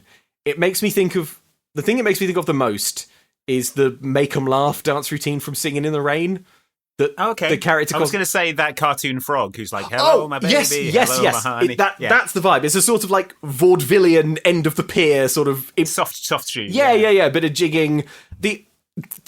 What I have written down is the only proper response to someone doing this in front of you is to pretend to get a phone call. Because I was really there, like, if someone started doing this to me, there's nothing you can say. You just have to be like, sorry, hello? I have to take this. Yes? But you keep doing it, I'll be back. All 4 tyres. Then you're never back. Well, I don't know. Well, what for it to just pass? Like that. Sorry, Kelly. I'll be with you in a minute. Feel free to stop doing what you're doing in the meantime. Yeah, don't carry on my behalf. But yeah, so Iceman sees this and he's like, awkward. "Do it again." Yeah, he puts the gun in her hand and says, "Yeah, do it again." And then spits on her feet. So back in the barracks now, Cadet Kelly is bribing Gloria, who you'll remember from the obstacle course, with a few like bangles and bits of jewelry. Yeah. To teach her drill so that she can try out for the team. Gloria says yes, and mercifully for us in the audience, this is a montage. Oh, yeah. So she continues to sort of mess it up and throw her gun everywhere, but she is slowly getting better and applying her bullshit liberal arts education to gun spinning. I mean, obviously they filmed this in like 10 minutes, but nevertheless, the montage does suggest that she's mastered this in roughly an afternoon. So maybe competitive drill is very easy, or maybe it's easy for someone who's been to art school, or maybe it was a filming restriction. Just for Hilary Duff, generally. So good at but yeah, Kelly is now ready to try out for the new element on Wednesday, says Gloria. Kelly shrieks, waves her gun around, and then starts air guitaring with it, which goes on for about 45 seconds. The gun goes off. The gun goes off. The bullet strikes Iceman. So now it's the tryouts. Kelly is spinning that boomstick like nobody's business. It's plastic guns all over the shop. The way she's doing it. I mean, is it impressive? The film seems to think so. The language of cinema tells us it's good. The thing that occurred to me at this point in the film was that obviously we know that these guns don't fire bullets, but if they did, then this technique, it would be spraying like a sort of deadly 360-degree hail of lead. Like, yeah, it would be like in Contra. yeah, exactly. All you need is one soldier. Just parachute them into the center of the battlefield and have them just start doing this. Doing this with a gun flippery. Yeah, exactly. I think America's enemies would not like that. Yeah. Luke, do you know what is puzzling to me? What's puzzling to you? The entire concept of gun dancing. That is quite puzzling. Yeah. What's even more puzzling, Luke, is the many fine jigsaw puzzles available from Ravensburg. Yeah! You know jigsaw puzzles, they're the things where you get a picture, but it's been cut all up into different shapes, and then you put them back together. Yeah. And that's fun to do. I don't know if you've ever tried this, listener, but it is genuinely one of the most engrossing and satisfying things you can do with your evening. Yeah. Is sit cross-legged on your living room floor, assembling a giant picture of Garfield or something. I mean, it can be whatever you want. Doesn't have to be Garfield. Yeah. Is it better if it's Garfield? Undoubtedly. Does it have to be Garfield, though? No. No, it doesn't have How to many be Garfield. pieces? 1,000-piece Garfield, bitch. I would describe puzzles, Andy, as a timeless pleasure, and that's probably why Ravensburger, with their rich heritage dating back to 1883, have become an integral part of families' lives across generations. Why not share the joy of puzzling with family and friends, knowing that your cherished puzzles will stand the test of time? Enjoy a mindful moment and immerse yourself in a world of captivating colours, stunning imagery, and intricate designs that will delight people of all ages. Regardless of your preferences or skill level, you'll find a jigsaw puzzle that suits you perfectly thanks to the wide range of imagery, themes, and piece counts available. Start small and work your way up to over 40,000 pieces. What? For real? Hang on. That is wild. Hang on. That's got to be a typo in the ad copy. Are you up for the challenge? They've gone off the chain. Oh my god! It's real. There's so many pieces. I'm looking at Ravensburger puzzles now. Oh my gosh. There is a 40,000 piece. What's Peter it Pan, of? Beauty and the Beast, Cinderella, and Snow White. These are not separate puzzles. This is one giant that is the biggest This is a puzzle is visible from space. Oh my god! There's a picture of it next to a silhouette of a human. Like, you know how you have a diagram of a dinosaur to give you a sense of scale? Yes. And I'm not joking. It's taller than a man. Oh my god. All right, well, I know what I'm doing this weekend. 22.25 feet. And every other weekend for the rest of the year. Over 6 feet high, this puzzle is. If you want to do a 6-foot-high puzzle or a more manageable puzzle, then shop Ravensburger on Amazon today. Oh my god. I can't finish the ad, Andy. This puzzle. Ravensburger, you mad lads, what have you done? No, seriously though, puzzles are good, right? I genuinely love puzzles. You know, little behind the scenes bit of intel. You can't believe how happy Andy and I were when we found out that we got to do ad reads for puzzles, because we love puzzles. And I love doing a puzzle of an evening. We might get sent a puzzle. Please don't send me the 40k piece. I think they have to now. No. There's no room in my house. There's no room in my life for this puzzle. There's a fair chance I would die before it was finished. You will pre-decease this puzzle. My grandchildren will have to finish this for me. Yeah. It's going in the will. It's a millstone around your family's neck. I walk into the family home. They're all there on chairs. It's an intervention. We want you to stop doing the puzzle. But I'm halfway through Dumbo. Now, the problem with being in military academy, Luke, is that you have to wear a uniform, don't you? Yes, you do. They're pretty fussy about that, as I understand. Yeah, and it's stiff and starchy, and it looks bad.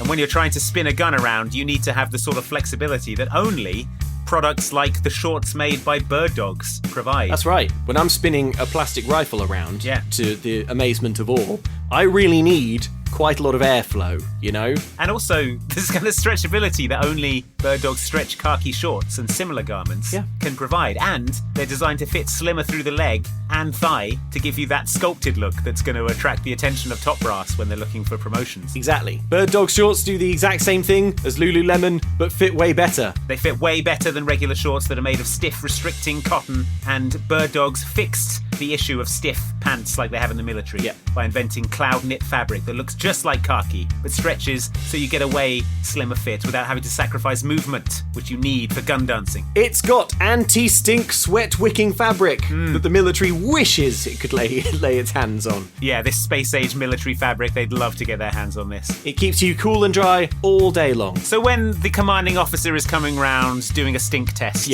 to see who's stinky and who's going to be put on, stinky in these barracks, who's going to be banished to polishing boots for the day, clean the latrines, which ironically is only going to make you more stinky. That's how you get trapped in the stink spiral. Yeah, that's right. Better believe it won't be you. So go to birddogs.com/MCC for a free Yeti-style tumbler with your order. Nice. That's birddogs.com/MCC for a free Yeti-style tumbler. You won't want to take your bird dogs off, we promise you. So we cut to her tryout. She's spinning and flipping. You know, Stone is being a hater. Iceman stands up. The roster will be posted on the board at 9:30 a.m., he says. Then the film sort of fades down, fades back up, and it's 9:30 a.m. Just announce just do scenes, movie. Well, this way, do one scene this way that contains all the info. This way, there's more events. There's so many events. Anyway, Kelly goes to look at the roster. Yeah, but she's distracted by a letter. She has to go to Commandant Daddy's office. Yeah. He's sort of like, I hear you tried out for the drill team, and she's like, and then he's like, but I'm proud of it. I think, and then, I'm so proud. I think it's good, actually. Well, you would be proud, wouldn't you, if your brainwashing efforts had yielded such immediate effects? You're like, wow, I really crushed this girl's spirit in no time flat. Yeah. Here she, this has gone great. He goes to shake her hand, and she's like, sir, you have some lessons to learn too. We have a baby to raise, and you're going to need my help because babies can't salute. This baby can. It's Captain America baby. That's why I was born saluting. It's going to be an awkward... Which actually made the birth extremely complex. Also, it can't slouch. Which... it's a very rigid baby as it comes out. Babies can't salute. They're little. They cry even when they don't have to. They're not exactly clean, but they smell pretty good most of the time. They have to be smiled at constantly. And you have to carry them around all night and day. If not, they tend to yell. So Kelly is offered to teach Sir Dad the compassion required to tolerate a human baby. Which... You gotta love these babies tender, he says. He's like, how can I love a baby when I am in the military? There's no way. There's simply no way. So, what do you mean babies can't salute? Yeah, how am I supposed to love or interact with something that can't salute? Me, a man in the military. Like... But you love and interact with America, and that can't salute. Oh my God, she's right. So, Kelly leaves and goes to the drill locker room, and in a truly odd scene, gets her first look at her drill uniform that she's seeing for the first time, with her name emblazoned on it, and starts sort of touching it and fondling it and breathing on the buttons. You get the sense that she feels a sense of purpose in that sort of weird rope that's on your shoulder. Yeah. And the very shiny belt. Oh boy, it's shiny. America's enemies will crumble before our fun spinning, she seems to say. Then, in another bizarre scene... Oh, so many This is very odd. So it's on the grounds now. So Captain Stone is cooking up routines. And Kelly comes and joins in. And this is sort of set to like wacky big band jazz. Yeah. There's a lot of that kind of stiff arm penguin arm waving, but now they've added a high amount of aggressive thigh slapping. Yeah. They're sort of circling each other, doing like chicken moves. I wish I didn't mention Dragon Ball Z every damn episode, but it looks like the fusion dance. Like Yeah. It's that sort, At one point, Stone does the foot grab thigh pump. Yeah. Iceman is watching this at a distance, and he sort of starts clapping, and he says, "Wow, those moves were great. We could work something like the foot grab thigh pump and chicken dancing into the exhibition phase at regionals," he says for some reason. I mean, in previous years, it's been good for third place. Well, no, sorry. In 1970, it was good for third. It was good for third. Presumably in 1970, Commandant Dad was doing the foot grab thigh pump. So Brad is extremely impressed, even though, again, if this happened in my vicinity, I would pretend to get a phone call. Wander off. Wait, so the whole engine, or just? Yeah. So Luke, what did you think? How much? Well, how long will it take to get the parts? Sorry, Kelly. Sorry, Stone. Right with you. This is great stuff. Just one moment. I just have to. Annoying. Yeah. No, I can. Yeah, sure. Absolutely. We can have it by Monday. Yeah, I'll have to get to my computer though. Sorry, Kelly. Sorry, Stone. This is gonna have to wait. This is all great stuff though. It's all right. We'll move around to where you're having the phone call and continue doing the foot grab. No. Not on my account. Not on my account, please. You're probably tired from all this chicken twisting. Well, what you don't understand, Luke, is that actually, as pointed out by Iceman, this dance contained both fire and spirit. Something sorely lacking from their routine up to this point. So, I mean, how much fire and spirit do you want in an exercise of pure military precision? But you know what? Fine.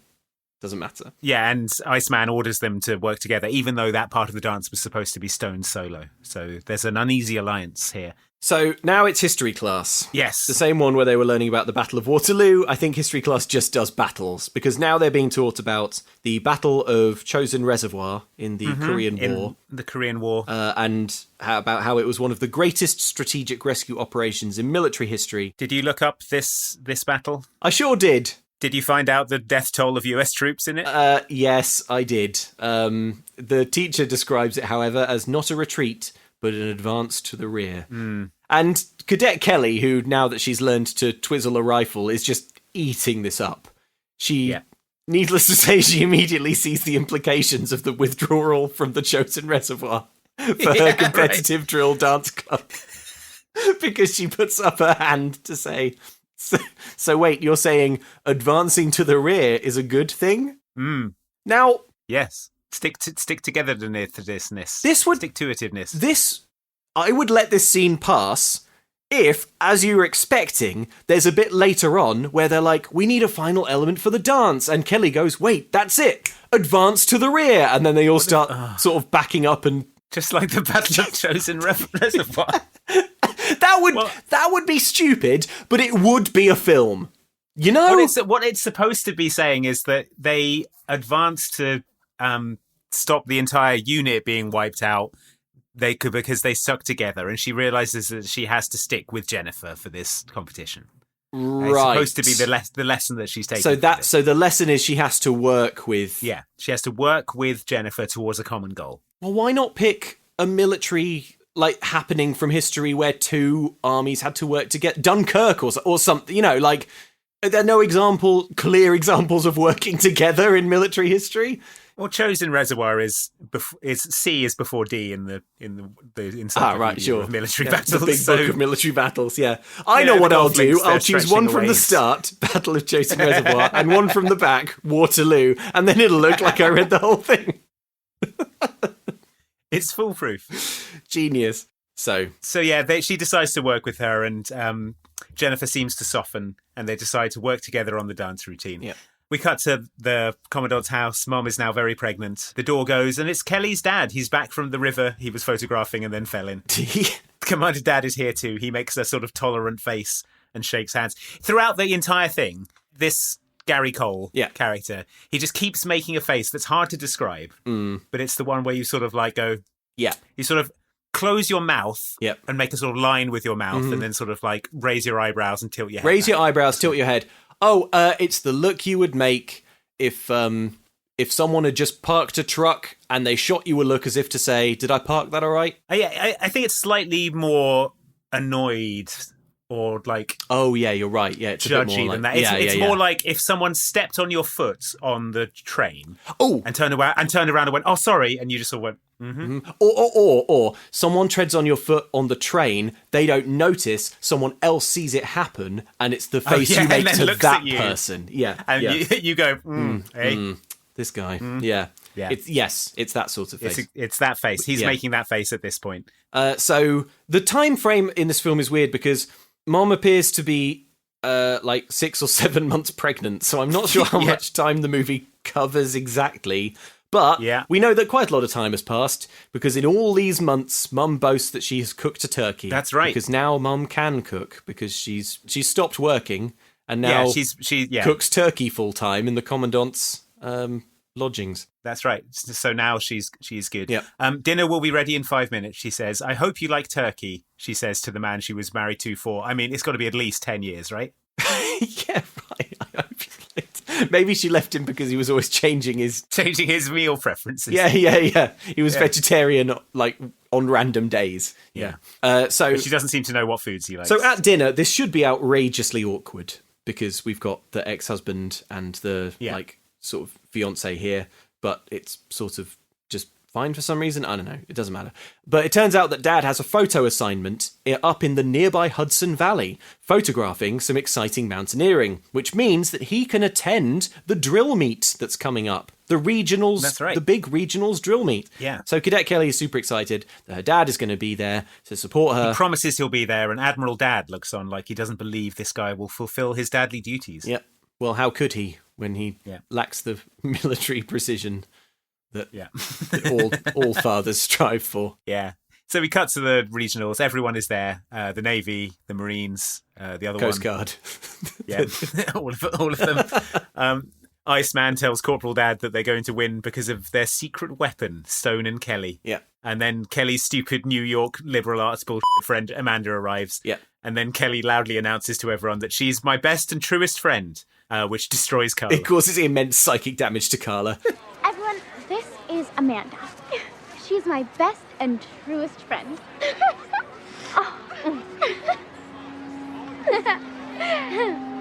I mean, get over it, Carla, frankly. I mean, I'm sorry you're upset, but like you have only just met Kelly not that long ago. I'm sorry if you're... Right. I'm sorry if she, sees her friend from back home and is like, this is my best friend. It's reasonable. Yeah. Sorry, Carla. Sergeant Dad sees this and he's sad. And Carla slinks off, presumably to resign her commission and travel across the country, drifting from town to town, taking whatever...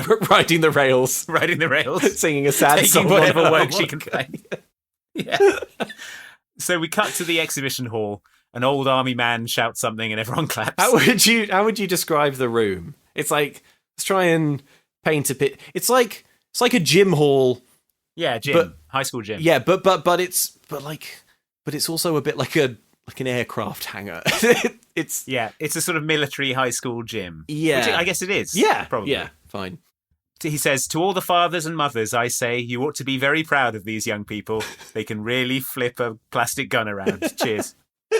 Then it turns out that there's a quiz portion.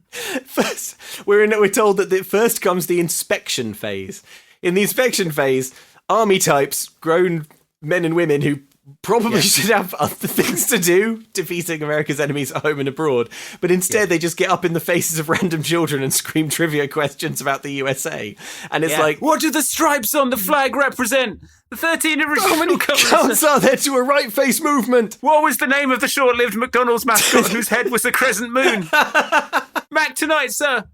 So when Kelly gets shouted at by some rando, she absolutely nails her question in a scene that the film wants you to think is good, but I think is desperately sad. Who is the Commander-in-Chief of the Armed Forces of the United States of America? Sir, the President of the United States, sir! How does the cadet render a courtesy to a superior officer when not in formation? Sir, when rendering courtesy to an individual with the cadet's rifle in right shoulder, left shoulder, or port arms and not in formation, sir, the cadet will execute present arms, sir. The cadet will please demonstrate. As you were. It's like the transformation is complete, you know? She's been... Yeah. The soul is... She's replaced by a robot. Yeah. We get a few more questions. When is the Marine Corps' birthday is one, which makes it sound like they get a cake. Yes. I didn't get you anything. Have a little hat. Who is the Secretary of Defense? Sir, the Honourable Donald Rumsfeld, sir. shouts a guy. And this was 2002. Oh boy. So however, in the midst of this, Kelly nervously checks her watch, which you would think would earn her immediate disqualification, because surely during a military inspection, you can't impatiently check your watch. But she does. I guess no one notices. The main thing when she looks at her watch is she realises that it's past 11 and her dad isn't in the stands. That's weird. That's when her bio dad is not there. Yeah, what gives? He was supposed to be here at 11. That's weird. But no one sees her check her watch, so she's not... No. Yeah. Beaten savagely with the hilt of a saber. Dashed to the ground, yeah. We cut to Iceman looking at the results. A perfect 10 across the board in the inspection phase. Wow. But then Kelly's cell phone rings. Ring, ring. It's my dad. He's supposed to be here. She answers the phone. Dad? There's no one there. Stone confiscates the phone, and her and Iceman yell. The rest of the team is livid that Kelly risked everything by bringing in a phone that could have disrespectfully gone off to the delight of America's while enemies. You were talking about how honourable Donald Rumsfeld is.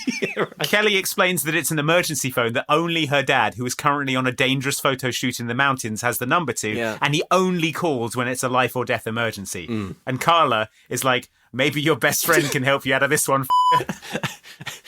And then she shoots her a look as if to say, I hope your dad's dead already. Yeah. So everyone is so furious at her for deigning to even consider answering the emergency phone from her stricken father. Why is she able to have a cell phone? I'm not saying, like, why has she been permitted? Because obviously she snuck it. But haven't they been, like, inspected? Yeah, and the inspection... It's 2002. Cell phones are all chunky. Here's what I remember from the sort of, like, forced military stuff I had to do in school for a miserable year, was that, like, we all got a bollocking if, like, the little corner bits of your pockets turned up. Yeah. Weren't ironed down. So, like... According to our email we got as well, they're, like, people go around with tiny tape measures, measuring, like, the millimetre... That's right. John says a micrometer ruler to measure the extremely tiny measurements for the uniform decoration. So I reckon... Yeah. If you had a bulging cell phone, bulging, like, Nokia charm spilling out of your pocket would probably get you binned off the squad. You got a 3310 there in your dress pants. Yeah, exactly. Yeah. It goes off with some Jamster ringtone that you downloaded. So the regulation phase is beginning. It has still not been explained what regulation means. Yeah. Kelly sneaks off to try and call her dad. There's no answer. She starts to join the formation, and Admiral Father comes over to give a speech. He says, thanks for representing our school, do us proud. And he goes to give a pep talk to Kelly, but he can tell his fatherly instincts are starting to kick in. He can tell something's not quite right because she's sobbing. You don't openly sobbing. I'm saying I think my dad is dead on a mountain. You don't rise through the ranks of the US military to the soaring highs that the Commandant has without learning to read a person. Yeah. Sir, this cadet is worried her father is hurt, sir, she says. Is this a military thing, referring to yourself in the third person like Dwayne The Rock Johnson? This cadet, sir, this podcaster can't believe this film is 1 hour, 42 Still minutes. going on. I know. Kelly explains the many reasons why her dad is probably dead. And Wing Commander Dad is like, do you want to go and look for him? And she's like, no, sir, I will not let you down. I'll stay here. I'll stay here and do the plastic gun contest as my dad dies in a canyon. I'll stay here and spin my gun. Twirl it all around. While my dad bleeds out at the bottom of Snake River Canyon. Let's go find him. Negative, sir. This cadet knows how important this competition is to the Commandant. This cadet knows her duty. And this Cadet Major Rigby can handle it. They'll go down to 3 elements. This cadet also has a duty to her father. Let's go. Thank you, sir. He said he was going to be at Rockbridge Point. I know where that is. So anyway, the Commandant isn't having that. He shows some humanity, and Kelly and the Commandant roar up a hill in his big truck. Yeah, so the Commandant is like, you also have a duty to your father. Let's go. Kelly gratefully accepts, and then they leave without telling anyone. Without telling anyone where they're going or that it's an emergency. So anyway, so Kelly has actually left the meet. They drive up to a hill in a big truck that the film says, look at this big truck, isn't this good? Yeah. Join the army, kids. You'll get one of these. Yeah. They find Dad's camera bag, but with no photographer attached. So Kelly crawls out onto a cliff edge and peers over and sees her dad lying motionless face down on a rock 50 feet below. Now, he's in a crunched up bogey on a rock shelf. His camera strap around his neck is kind of splayed out at an angle, but I swear to God, the first time you see this shot, it looks like a pool of blood. It looks like blood pooling from like a sort of head wound. Yeah, head wound, yeah. So Army Dad calls for help. A rescue team and ambulance on the way. Yeah. Kelly wants to go down there, but Sir Father won't let her. Yes. But she's like, no, I'm going to rappel down. Like in the training. Like in the Don't army. worry, I've been trained, she says. Have you? Have you been trained? Because we didn't see that. But she's like, don't worry, just like in the military, I'll go down on a rappel. Yeah. We do get, we briefly cut back to the competition where Brad is leading the rifle flipping portion. Mm-hmm. Kelly's not there, but I guess that's fine in this precision military exercise. You just have a big gap in your grid of rifle twizzlers. So Kelly bought rappelling gear with her, it seems. Yeah. So down she goes. She goes down to the smashed corpse of her father. Yeah. Vice Potentate Dad is guiding her through it with brimming with pride. Yeah. As she goes down. So when Kelly gets down there, the dad sort of stirs in a way that suggests he's not wounded at all. He's just faking it for attention. And also, just before this happens, we get a shot of she throws the rope down. Yeah. And the rope like touches the dad's body. Yeah. She starts going down, and then we get another shot of the rope where it's about 6 feet shorter than it was. And she says, "It's too short now. It's too short for some reason." And she untethers herself and then drops in slow motion 2 feet to her dad. Yeah. Who then wakes up and seems fine and says, Kelly, and then goes unconscious again. Yeah. In a way that suggests to me that the actor did it, and then the director was like, that was scary. Do it like you're fine. Do it like you're fine for the kids. Hey, Kelly. He's like, hey, Kelly. Oh, unconsciousness. But I'm fine, but unconscious. So the helicopter evac arrives. Bio Dad is loaded on. Yeah. Captain Dad keeps doing that mouth line again, which is all of his acting in this. Yeah. Kelly salutes him, and then they hug each other. He kisses her cheek, and Kelly says, "I realised at that moment that Sir was ready to have a baby." Yeah, so she salutes, but showing immense emotional growth. He's like, well, how about this? What if I actually embrace you like a human? Yeah. And they embrace. He kisses her. Dad is all the while is like lying on a stretcher and just kind of like smiling inanely at this, like he's been pumped full of morphine. Pumped full of morphine and probable brain damage. Yeah, it's so weird. And then she says that they're both her dad. Then back at the then Dad says, "Oh, and you can have 2 best friends, Kelly." Yeah, so. FYI. So maybe go and apologise to Carla. It's like, all right, I just rescued my dad's life. Maybe lay off. Back at the meet, the team. The goodies are down by 5 points. Oh no, is all hope lost? But just then... We're down by 5 points. You and Kelly are our only chance. You're the most unique thing we have. And unless a miracle happens, we don't have a chance. I knew it. I knew it. I knew that she was just a little... Maggot? Is that what you were going to say, ma'am? Or were you going to call me ma'am? If so, you must be confused. Daddies. On my order, Kelly has been officially excused from the regulation phase. Carry on. And good luck. Sir! Cadet Kelly Collins, reporting for duty, sir. And expecting to win. Hooray, Kelly's here. He'll be fine That's now. right. In walks Kelly with Commander Dad. Everyone is terrified of his raw power. And he says, on my order, Kelly has been officially excused from the regulation phase. Carry on and good luck. So she's back in. And they're all like, expecting to win. Hooray! Yeah, and they say, okay, here we go. Time for this phase. It's Cadet Kelly and Stone in unarmed competition, is what the announcer says. Yeah. I've just typed a little question mark there. Unarmed competition? What is happening? Does this mean that unarmed as in, like, they don't have a plastic gun now? No idea. Or they don't. Unarmed as if they're going to, like, sort of do kung fu or something. Like, well, they said earlier, like, unarm the competition when the other ones started doing weird chicken dances and stuff. So I don't know. None of this is explained. I don't know. Anyway, the routine kicks off. Yeah. Andy, I'm sure you have a great description of it. So will you permit me to just point out that it is set to the song One Girl Revolution by Christian rock band Super Chick? You can, yeah. Thank you. It is, of course, bad. Yes. Yeah, give me your description. Okay, well, I've got several. Okay. Oh, okay. They are doing the various chicken dances from Arrested Development.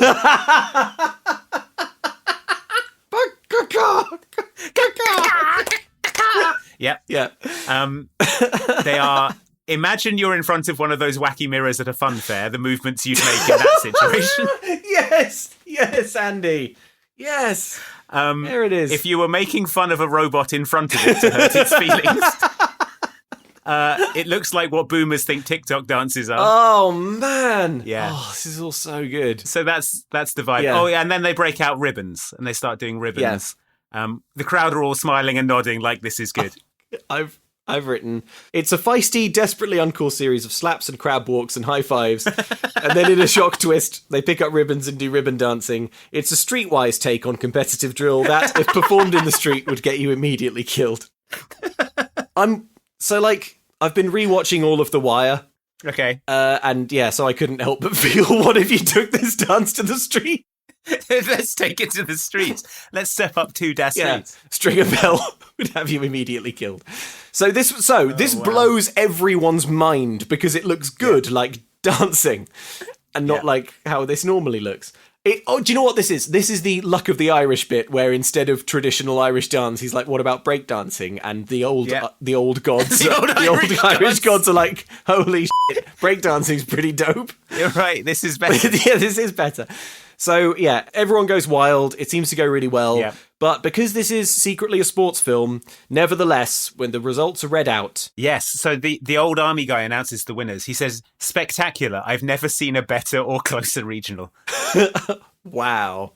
Shouldn't you be, like, at a war? What are all these army people doing judging competitive drill? Next year, they're all off to Iraq. Oh, God. But, you know. There's not going to be much... Yeah, it's going to be an empty hall. So third place goes to Thomas Jefferson High School. Yeah. So FU. I think they're the Navy or something. I don't know. And the winner in the closest voting since the competition began by 1 point, Rahway High School. Oh, no. And everyone's like, "No, what?" George Washington Military Academy takes silver. It's still the best they've ever done. Yeah, because they last came third in 1970 because they suck. Right. But Iceman and Stone look absolutely devastated. Yeah. Kelly's gutted. She apologises to the team. But Stone stops her. It's my fault. If I had... That's right. If you hadn't joined the team,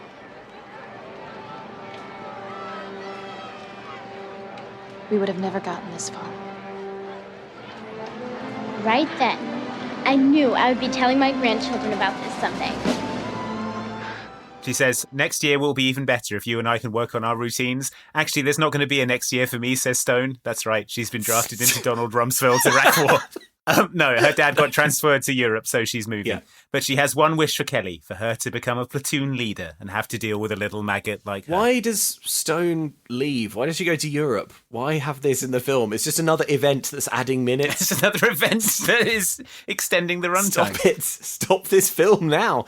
So Kelly says that's when she knew this is something she'd be telling her grandchildren one day, which made me laugh out loud at the idea of Kelly as an old lady being like, "Hey, young'uns, gather round by the fire." Let me tell you about the time I flipped a plastic gun around. Let me, more Kelly, tell you of the time in 2002 when I came second in a regional drill meet.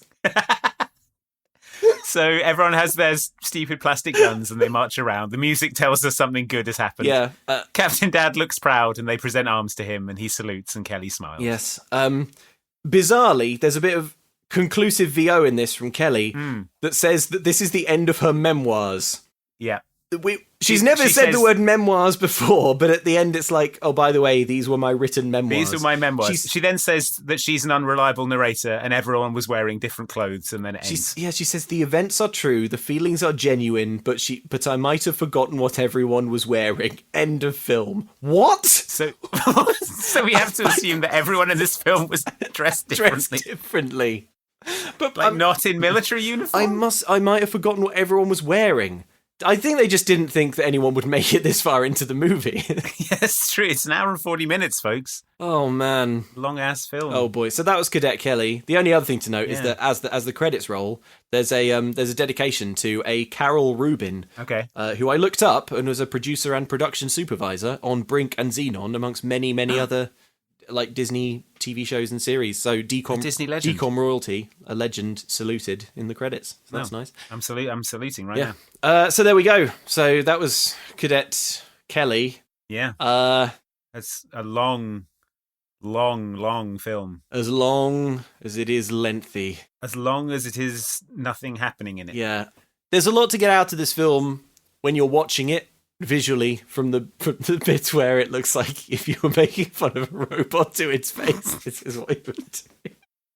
But unfortunately, listener, you don't have access to that, so this has been a complete waste of your time. This is probably the worst way to digest the story. This is the worst way. This is the worst way to enjoy Cadet Kelly. Well, being in Cadet Kelly was probably the worst. Yeah.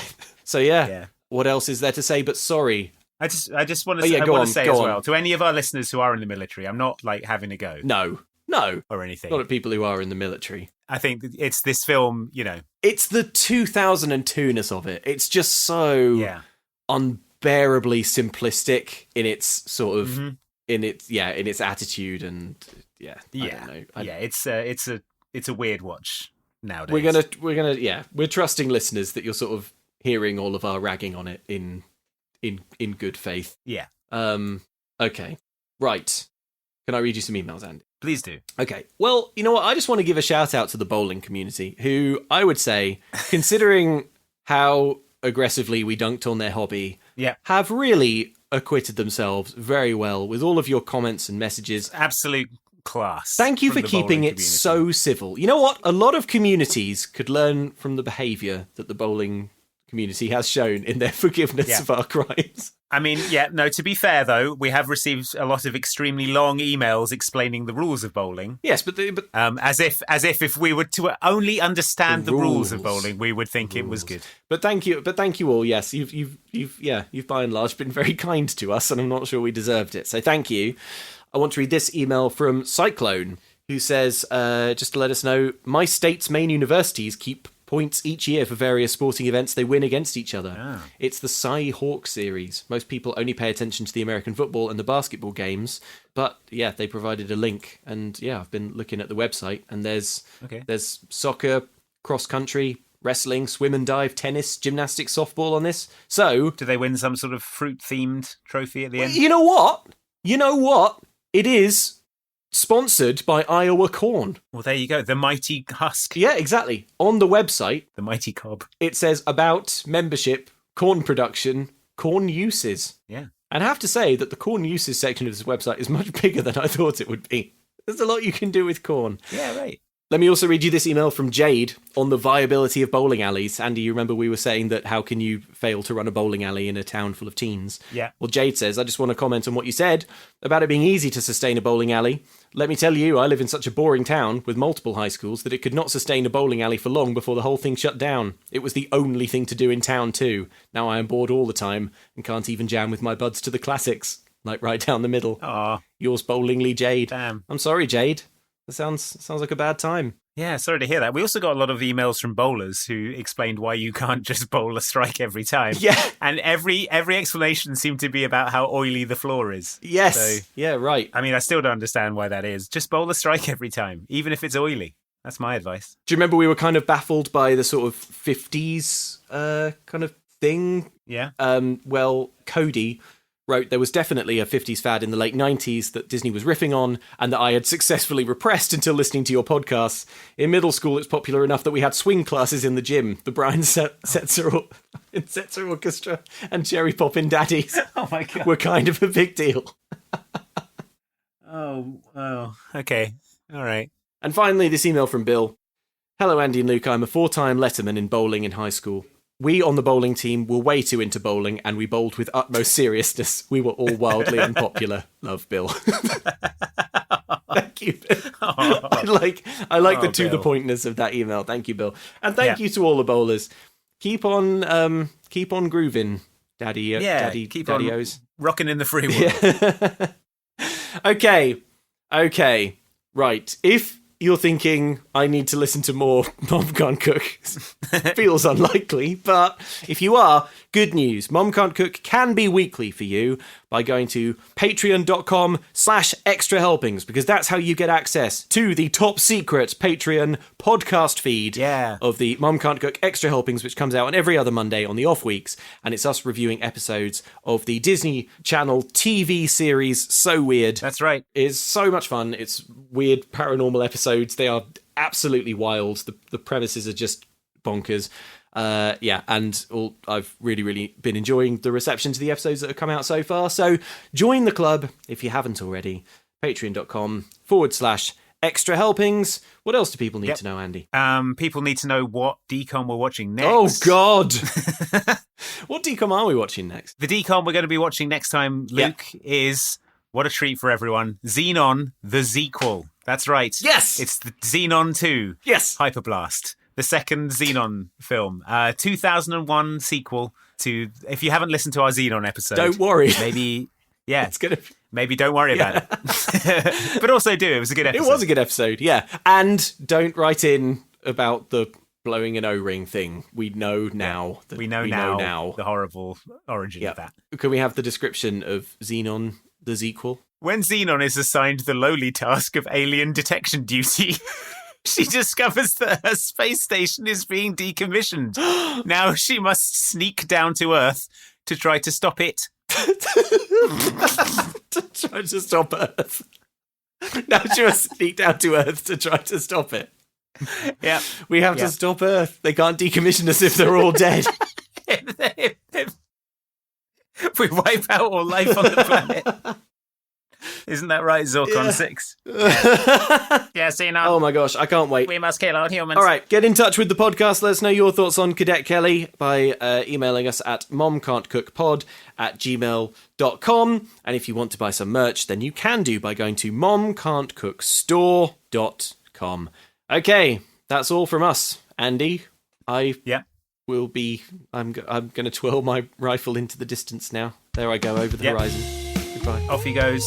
It's spinning. My rifle actually fires. Oh no! A single tear rolls down my cheek as I raise it to my shoulder. It's better this way, I say. Luke won't even know what happened. Hey, Andy! Andy, look, I'm doing it!